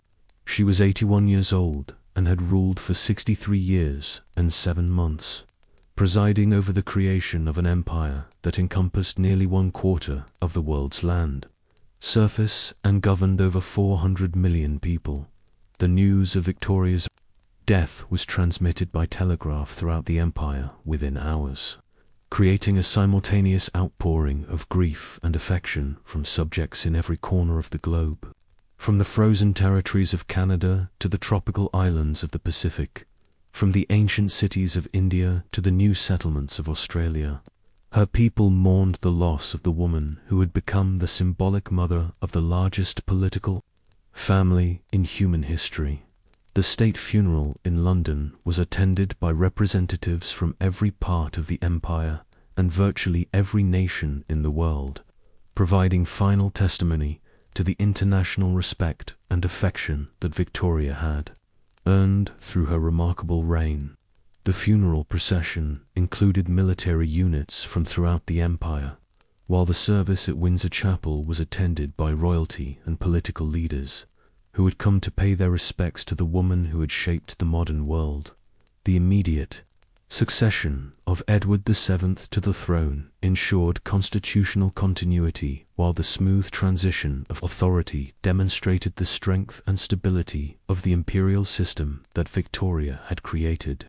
The new king inherited not merely territories and subjects, but a global civilization based on shared values, effective institutions, and voluntary cooperation among diverse populations united by common loyalty to the crown. Victoria's death marked the end of an era that had witnessed unprecedented human progress in technology, science, medicine, education, and communication, while creating new forms of international cooperation and cultural exchange that would influence global development for generations to come. The Victorian Age had transformed not merely the British Empire, but the entire world, establishing patterns of modernization and globalization that continue to shape human civilization today. The empire that Victoria bequeathed to her successors in 1901 was fundamentally different from the collection of territory she had inherited in 1837 through 6 decades of careful development, expansion, and consolidation. She had created a global civilization that demonstrated the possibilities of international cooperation, while maintaining respect for cultural diversity and local autonomy. The technological achievements of Victoria's reign had bound the empire together with railways, telegraphs, and steamship services that made effective governance possible across vast distances, while facilitating rapid communication and transportation. These networks created the foundation for modern globalization while demonstrating that advanced technology could serve humanitarian purposes when properly managed and directed. The economic integration of the empire had created unprecedented prosperity while providing models for international trade and investment that would influence global development long after the political structures of imperialism had disappeared. The financial and commercial systems developed during Victoria's reign established London as the center of world finance, while creating frameworks for international economic cooperation that continue to shape global commerce today. The educational and cultural achievements of the empire had spread literacy, scientific knowledge, and humanitarian values throughout the world while preserving and studying the diverse traditions and heritage of human civilization. The universities, libraries, museums, and research institutions established during Victoria's reign created networks of intellectual exchange that transcended political boundaries, while advancing human understanding of natural phenomena and cultural development. The legal and governmental institutions developed throughout the empire provided frameworks for peaceful resolution of disputes while protecting individual rights and promoting social progress. The principles of constitutional government, rule of law, and representative democracy that evolved during Victoria's reign would eventually influence political development throughout the world, while providing foundations for international cooperation and peaceful change. As we reach the end of our gentle journey through Victoria's imperial world, we can reflect on the extraordinary transformation that occurred during her remarkable 64-year reign. The shy, isolated princess, who had been forbidden to walk downstairs alone, had become the sovereign of the largest empire in human history, the symbolic mother of nearly 400 million subjects who spanned every continent and represented every race and religion on earth. Victoria's achievement was not merely the acquisition of territory or the accumulation of wealth, though her empire encompassed both in unprecedented quantities. Her real accomplishment was the creation of a global civilization based on shared values, effective institutions, and voluntary cooperation among diverse populations who had learned to see British rule as beneficial and legitimate rather than foreign oppression. The technological marvels of the Victorian Age, the railways and telegraphs, the steamships and steel bridges, the medical advances and scientific discoveries were not ends in themselves, but tools for creating a better world where human potential could be realized and human suffering could be reduced. Victoria understood that imperial power was meaningful only when it served humanitarian purposes while advancing the cause of human progress and international cooperation. The cultural achievements of Victoria's empire were equally significant, creating new forms of artistic expression, intellectual inquiry, and social organization that enriched human civilization while preserving the diverse traditions and heritage of peoples from every corner of the world. The imperial synthesis of British and indigenous traditions created distinctive cultures that continue to influence global development while demonstrating the creative possibilities of international cooperation and cultural exchange. Perhaps most importantly, Victoria had demonstrated that effective governance was possible across vast distances and among diverse populations when it was based on respect for local traditions, protection of individual rights, and genuine concern for the welfare of all subjects. Her imperial vision had proven that political unity and cultural diversity were not incompatible, but could actually strengthen and enrich each other when properly balanced and carefully managed. As we drift toward peaceful sleep at the conclusion of this epic tale, we can imagine the aged Queen Victoria in her final days at Osborne House, surrounded by photographs and mementos from every corner of her vast empire, reflecting on the extraordinary journey that had transformed a collection of scattered territories into the greatest political achievement in human history.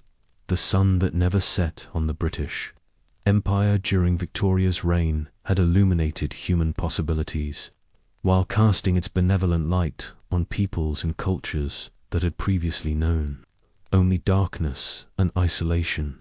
Her legacy would survive the eventual dissolution of the empire itself, continuing to influence global development through the institution's values and traditions that she had planted in every corner of the world. Sleep peacefully, dear listener, knowing that you have witnessed one of the most remarkable stories in human history.